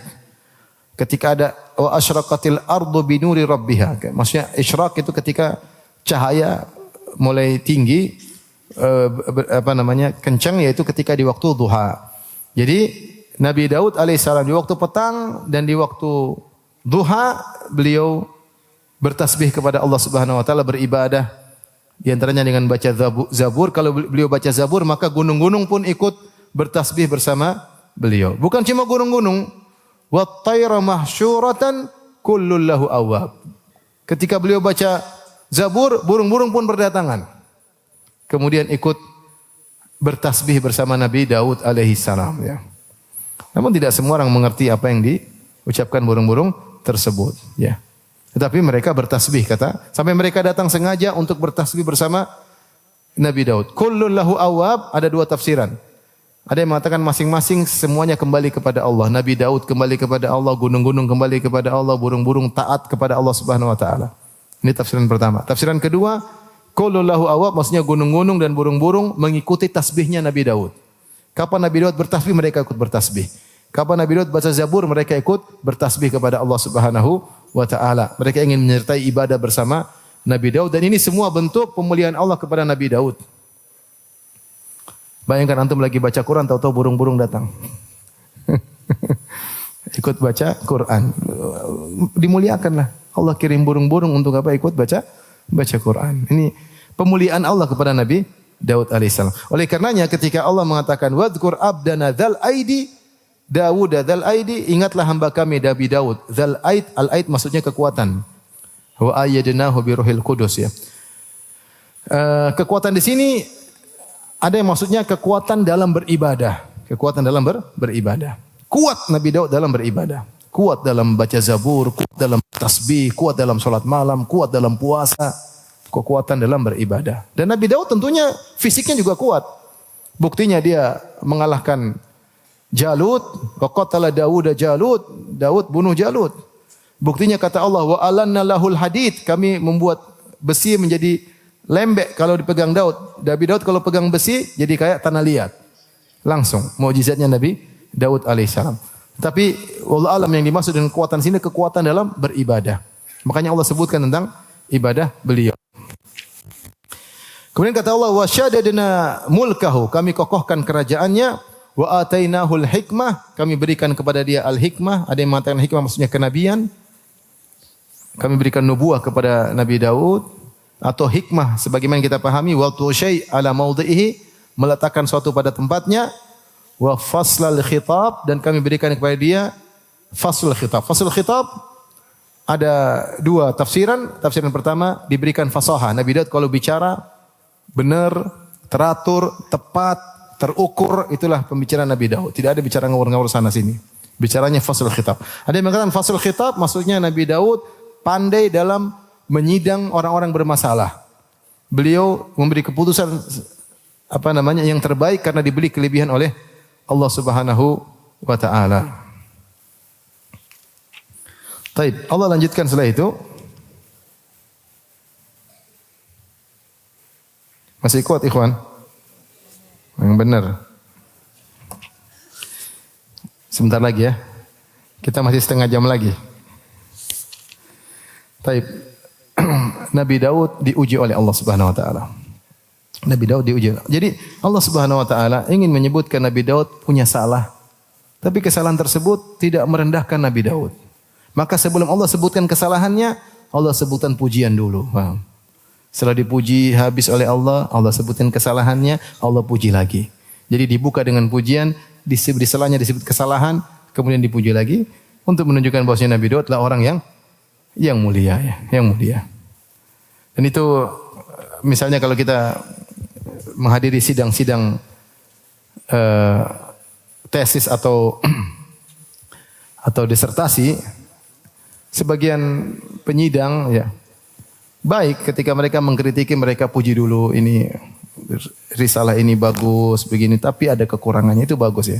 Itu ada penghargaan. Ada yang langsung tembak, ini begini, itu penghinaan. Jadi kalau dipuji dulu, kemudian disebutkan kesalahan-kesalahannya, kemudian dipuji lagi, itu bagus ya. Dibuka dengan keindahan, kemudian endingnya juga dengan keindahan. Nah Allah Subhanahu wa taala ketika ingin menyebutkan kesalahan Nabi Daud, Allah puji dulu tadi pujian-pujian yang kita sebutkan. Setelah itu Allah sebutkan kesalahan Nabi Daud, setelah itu Allah puji lagi. Apa kesalahan Nabi Daud? Kita bacakan. Wa hal ataka naba'ul khasmi idh tasawwarul mihrab. Dan apakah sampai kepada engkau wahai Rasulullah berita tentang orang-orang yang bersengketa ketika mereka memanjat pagar. Al-khasmu dalam bahasa Arab bisa diitlaqkan, bisa digunakan untuk jamak, mufrad, musanna, muzakkar, muannas. Semuanya boleh pakai al-khasmu. Dan apakah telah datang kepada engkau kabar tentang orang-orang yang bersengketa? Idh tasawwarul mihrab, ketika mereka manjat pagar kemudian masuk di mihrab. Mihrab itu tempat ibadahnya Nabi Daud alaihissalam. Idh dakhalu ala Daud fafazi'a minhum. Ketika mereka masuk menemui Daud, Nabi Daud kaget. Nabi Daud mungkin lagi sibuk beribadah, tiba-tiba mereka datang dan membuat Nabi kaget dan takut. Nabi Daud itu bukan orang sembarang, dia orang kuat, orang hebat. Tapi dia kaget dengan kedatangan orang tersebut. Qalu la takhaf, Nabi Daud ketakutan. Ini manusia punya rasa takut. Artinya Nabi Daud raja atau bukan? Raja. Rumahnya dijaga atau tidak? Dijagalah. Tiba-tiba ini orang-orang masuk, ceneng. Kaget, ini penjaga semua kemana semua ini? Pada tidur atau apa, kok tiba-tiba lolos?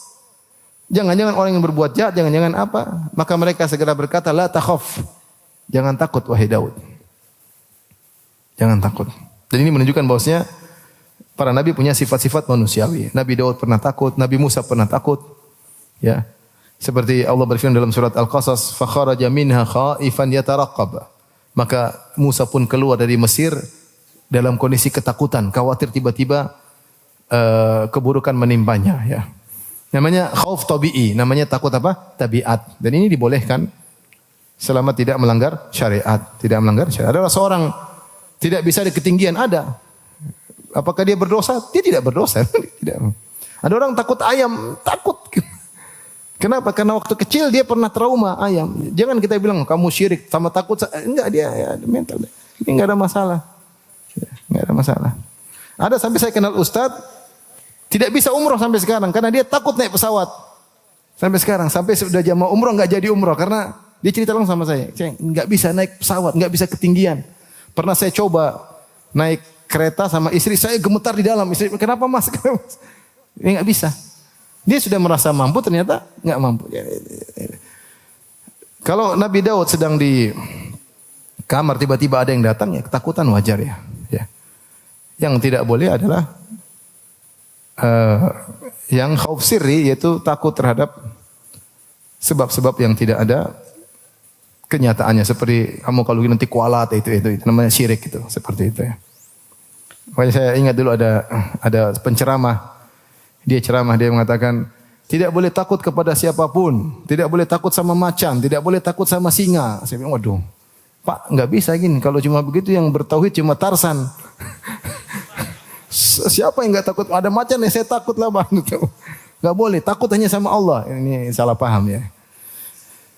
Jadi ini takut tabi'i ini boleh. Nabi Daud takut. Makanya mereka berkata la takhaf. Sama ketika Nabi Musa ketemu dengan orang tua dua wanita dengan la takhaf najauta, telah selamat. Minal qaumidz zalimin. Kau sudah selamat. Tapi Nabi Daud takut. La takhaf. Kemudian mereka menceritakan, khosmani, mereka dua orang. Khosmani ba'duna ala ba'din. Sungguhnya kami dua orang saling bersengketa, sebagian mendolimi yang lainnya. Fahkum bainana bil haq wa la tushtit wahdina ila sawa'is sirat. Hukumlah, jadilah hakim di antara kami berdua dengan benar. Dengan yang benar. Wa la tushtit, dan jangan kau zalim, la tajur, jangan kau menyimpang kanan kiri, jangan. Wahdina ila sawa'is sirat, tunjukkanlah kami kepada jalan yang benar. Sebenarnya mengatakan ini dalil bahwasanya kalau ada orang soleh ditegur enggak usah tersinggung. Nabi Daud ditegur yang adil ya. Jangan zalim ya. Nabi Daud bilang, saya ini nabi, jangan macam-macam kamu. Kalau enggak usah enggak. Dia tenang aja. Ini orang datang tidak sopan, langsung masuk rumah, langsung bilang, adil ya, jangan zalim ya. Nabi Daud marah atau tidak? Tidak, tidak marah. Dia dengar. Padahal dia raja. Dia raja, bukan sembarang. Artinya kalau mau sombong, banyak sebab kesombongan. Dia raja, dia kuat ya. Dia juga nabi ya. Tapi tidak, Nabi Daud mendengar. Kadang kita ini baru punya ilmu sedikit ditegur, kita tersinggung ya. Ada orang bilang, ittaqillah, bertakwa sama Allah. Kamu yang bertakwa sama Allah, katanya.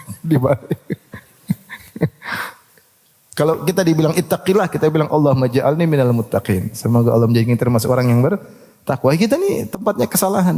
Orang bilang bertakwa, ya, insya Allah bilang itu enggak usah. Kamu yang bertakwa bukan saya ya. Akhirnya dibalik kita. Nabi Daud tidak. Ya. Kemudian mereka menjelaskan permasalahannya apa. Inna hadza akhi, sungguhnya ini saudaraku. Lahu tis'un wa tis'una na'jah. Dia memiliki 99 na'jah. Na'jah itu adalah unsa dha'an, yaitu domba betina. Domba betina. Dia punya 99 domba betina. Waliya na'jatun wahidah. Dombanya semua betina. 99 dombanya semua apa? Betina. Waliya na'jatun wahidah, dan saya punya satu domba betina. Faqala akfilniha, maka dia mengatakan serahkanlah kepadaku ya. Serahkan kambingmu itu kepadaku, militermu kepadaku. Kemudian wa azzani fil khitab, dan dia mengalahkan aku dalam mendominasi. Azzani maksudnya mendominasi aku dalam pembicaraan, perdebatan. Akhirnya dia ambil kambingku tersebut. Kasusnya jelas, dua orang, satu punya 99 ekor kambing betina, kemudian yang satu punya satu ekor, debat-debat, kasihkan saja kambingmu. Akhirnya saya pun kasih, saya kalah, terdominasi. Nabi Daud kemudian mendengar setelah Nabi Daud memberi hukum. Kata Allah Subhanahu wa taala, qala, kata Nabi Daud, laqad zalamaka bisu'ali na'jatika ila ni'ajik. Ila ni'ajih. Qad zalamaka bisu'ali na'jatika ila ni'ajih. Sungguhnya saudaramu telah berbuat zalim kepadamu ketika dia meminta kambingmu satu untuk digabungkan kepada 99 kambingnya. Wa inna katsiran minal khulata la yabghi ba'dhum ala ba'dhin. Sungguhnya begitu banyak orang yang bersekutu, berserikat dalam bisnis, dalam usaha, saling memberi mudarat, menzalimi satu dengan yang lainnya. Illal ladzina amanu wa amilus solihati. Kecuali orang beriman dan beramal saleh yang melakukan usaha tersebut pasti tidak zalim. Wa qalilum mahum, namun mereka cuma sedikit yang seperti ini. Nabi Daud langsung berhukum. Kamu dizalimi sama saudaramu. Khilaf di kalangan para ulama. Apa yang dimaksud dengan kambing betina ini? Dua pendapat di kalangan para ahli tafsir. Ahli tafsir pertama mengatakan yang dimaksud dengan 99 kambing betina adalah 99 istri. Jadi orang Arab suka mengungkapkan istri dengan kambing betina. Ini kan istilah mereka ya, istilah mereka. Antum jangan tersinggung ya. Jadi ini di dalam buku tafsir. Sehingga yang satu jadi maksudnya ini dia ingin menyampaikan kami ini saudara saya punya 99 istri. Saya punya cuma satu, diminta juga jadi 100. Dan kita tahu di zaman tersebut istri boleh banyak ya. Bahkan dalam Bible disebutkan Nabi Sulaiman punya istri 100 atau 300 saya lupa. Saya tulis dalam buku sejarah para nabi. Jadi sebagian ulama mengatakan maksudnya ini kinayah. Kambing adalah istri. Jadi ini sudah punya 99 istri, dia tamak, istri saya cuma satu diminta juga. Akhirnya saya lepaskan. Pendapat yang kedua, ini bukan istri, memang kambing betulan. Kambing betulan. Dan yang benar itu kambing, bukan istri. Kenapa? Karena ketika Nabi Daud menjelaskan, beliau berkata, wa inna katsiran minal khulata la yabqi ba'dhum ala ba'dhin. Dan kebanyakan orang yang berserikat dalam harta biasanya saling mendolimi. Dan tidak ada perserikatan dalam istri, paham? Enggak ada istri milik barang, ada tidak? Tidak ada kan? Kalau harta milik barang ada atau tidak? Ada. Kalau istri milik barang-barang, tidak ada. Oleh karena yang benar, bahwasanya itu benar-benar kambing. Dan Nabi Daud alaihissalam, dia menasihati. Dia ingin memberi hiburan kepada orang yang terzalimi. Dia mengatakan demikianlah. Wa katsiran minal khulata yabghi ba'dhum 'ala ba'd. Bukan cuma kamu yang dizalimi saja. Kebanyakan orang bersekutu dalam urusan bisnis, kerjasama, biasanya ada yang dizalimi. Hanya sedikit yang tidak menzalimi. Illal ladzina amanu wa amilus solihat. Kecuali yang beriman dan beramal saleh. Wa qalilum mahum. Dan itu hanya sedikit. Dan sudah terbukti. Seorang kerjasama, jenggotnya sama-sama panjang, ternyata satunya menzalimi, satunya dizalimi. Oleh karenanya, siapa yang beriman dan beramal saleh, kalau imannya benar, amal salehnya benar, dia tidak akan menzalimi. Dia tidak akan menzalimi. Kerja dimanapun, dia bersekutu dengan siapapun, berserikat dengan siapapun, dia tidak akan menzalimi. Karena imannya dan amal salehnya mencegah dia dari berbuat zalim kepada orang, makan harta orang. Tapi kalau orang cuma casingnya saja,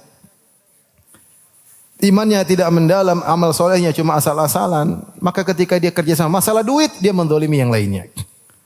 Nanti kalau ada masalah dia bilang afwan akhi. Kata orang apa?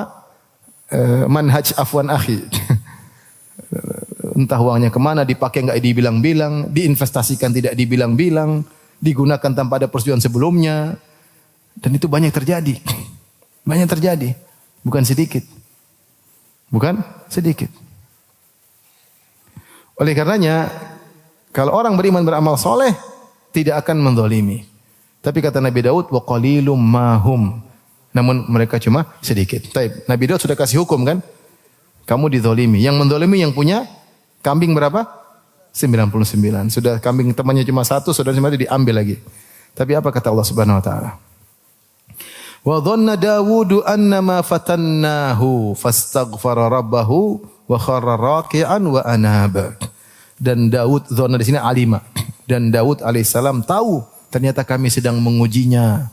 Maka dia pun minta ampun kepada Rabb-Nya. Maka dia pun tersungkur sujud kepada Allah Subhanahu wa taala. wa anab, dan dia kembali kepada Allah. Kata Allah, faghfarna lahu dzalik, kami pun mengampuni dosanya tersebut. Daud bersalah di sini. Kesalahannya di mana?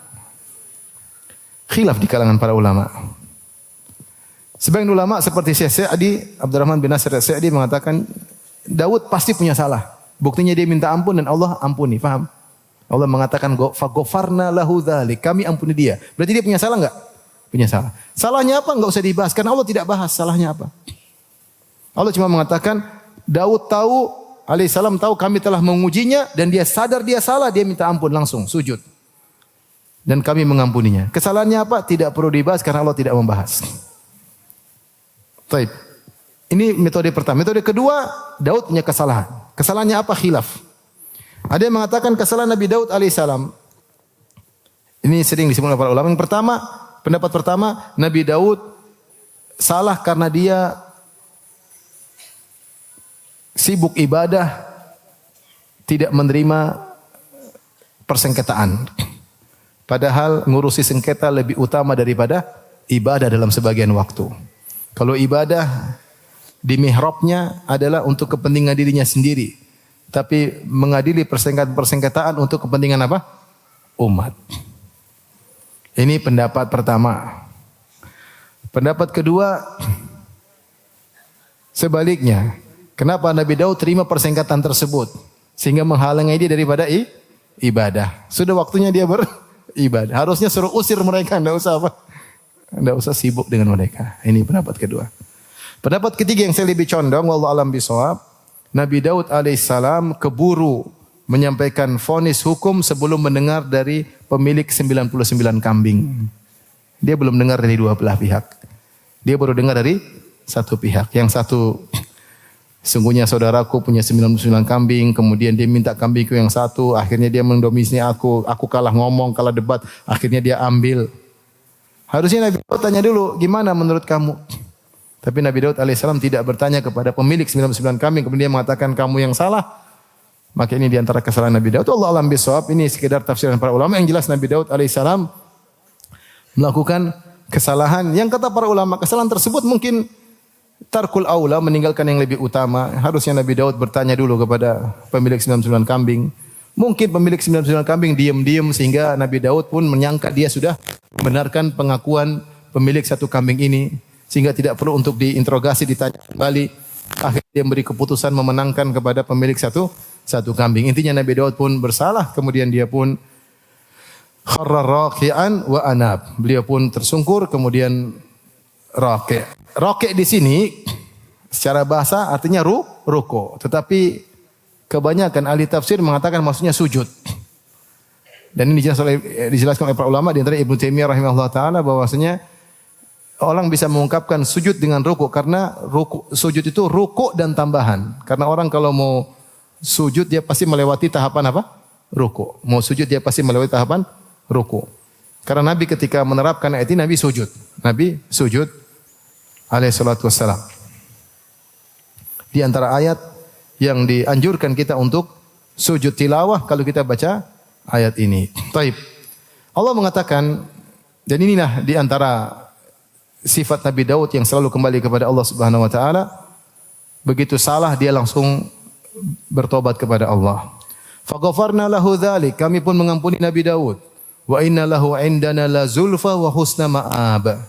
Allah, sungguhnya di sisi kami Nabi Daud punya kedekatan dan kesudahan yang indah. Di akhirat Nabi Daud memiliki kedekatan Allah Subhanahu wa taala dan tempat kembali yang indah. Ini di antara contoh kata Ibnu Taimiyah rahimahullah taala, contoh orang yang setelah berdosa menjadi lebih baik.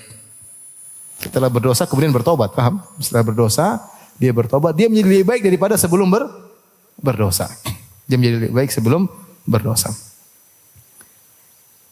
Jadi bukan berarti kalau orang berdosa kemudian dia jadi terpuruk dan tidak akan kembali lagi ke level, bisa jadi lebih baik. Dan di antaranya Allah mentakdirkan sebagian orang berdosa. Dengan dia berdosa, dia bisa mengamalkan ibadah-ibadah seperti taubat, hilang ujubnya, hilang angkuhnya, karena dia pernah terjerumus dalam dosa. Seandainya dia tidak pernah terjerumus dalam dosa, mungkin dia sombong, mungkin dia angkuh, mungkin dia ujub. Ada ibadah yang dilakukan oleh pendosa yang tidak bisa dilakukan oleh orang yang taat. Seperti hancurnya hati, rendahnya diri, merasa rendah, tangisan yang mendalam di hadapan Allah Subhanahu wa taala. Sehingga bisa jadi seorang yang berdosa kalau dia bertobat lebih baik daripada sebelum dia berdosa. Tapi jangan antum sengaja dosa, enggak ya. Bukan maksudnya demikian ya. Tapi kalau kita seorang berdosa segera bertobat kepada Allah Subhanahu wa taala. Makanya Allah menyebutkan namanya wa huwal ghafurul wadud. Sungguhnya Allah Maha Pengampun dan Maha Mencintai. Artinya Allah bisa mengampuni dan Allah bisa mencintai kembali hamba yang tadinya Allah benci sama dia karena terjerumus dalam dosa. Kalau dia kembali, Allah bisa cinta dia kembali. Kemudian Allah berfirman, Ya Dawudu inna ja'alnaka khalifatan fil ard. Wahai Daud, kami jadikan engkau sebagai khalifah di atas muka bumi. Fahkum bainan nasi bil haq. Berhukumlah kepada di antara manusia dengan kebenaran. Wala tattabi'il hawa, jangan ikuti hawa nafsu. Fayudhillaka an sabilillah, maka hawa nafsu akan menyesatkan engkau dari jalan Allah. Innal ladzina yadhilluna an sabilillah lahum adzabun syadidun bima nasu yaumal hisab. Sungguhnya orang-orang yang sesat dari jalan Allah, mereka mendapatkan adab yang pedih karena lupa dengan yaumul hisab, lupa dengan hari hisab. Ini yang jadi masalah ikhwan. Kita karena lupa dengan hari hisab. Kalau setiap orang selalu ingat dengan hisab, maka dia akan berhati-hati dengan apa yang dia ucapkan, apa yang dia lihat, apa yang dia dengar, apa yang dia torehkan, apa yang dituliskan, apa yang dia komentari, apa yang dia tonton, apa yang dia share. Namun kita sering lupa akan hal tersebut. Kita sering lupa. Semakin kita lupa namanya, bukan lupa benar, maksudnya lalai. Kalau kita ingat dengan hari hisab, kita pasti persiapan untuk bertemu dengan hari tersebut. Kapan kita lupa dengan yaumul hisab, maka kita semakin mudah melakukan kemaksiatan, semakin berleha-leha, semakin malas menjalankan ketaatan karena lupa dengan yaumul hisab. Kata Allah Subhanahu wa taala, "Innal ladzina yadhilluna an sabilillah", sungguhnya orang-orang yang sesat dari jalan Allah, lahum adzabun syadid, bagi mereka adab yang pedih karena lupa dengan yaumul hisab, hari hisab. Wallahu taala alam bisawab. Sampai sini saja, ikhwan. Insyaallah ba'da tarawih kita lanjutkan tentang kisah Nabi Sulaiman ya. Demikian apa yang saya sampaikan, insyaallah kita lanjutkan setelah salat tarawih. Subhanakallah bihamdik asyhadu an la ilaha illa anta astaghfiruka wa atubu ilaik. Assalamualaikum warahmatullahi wabarakatuh.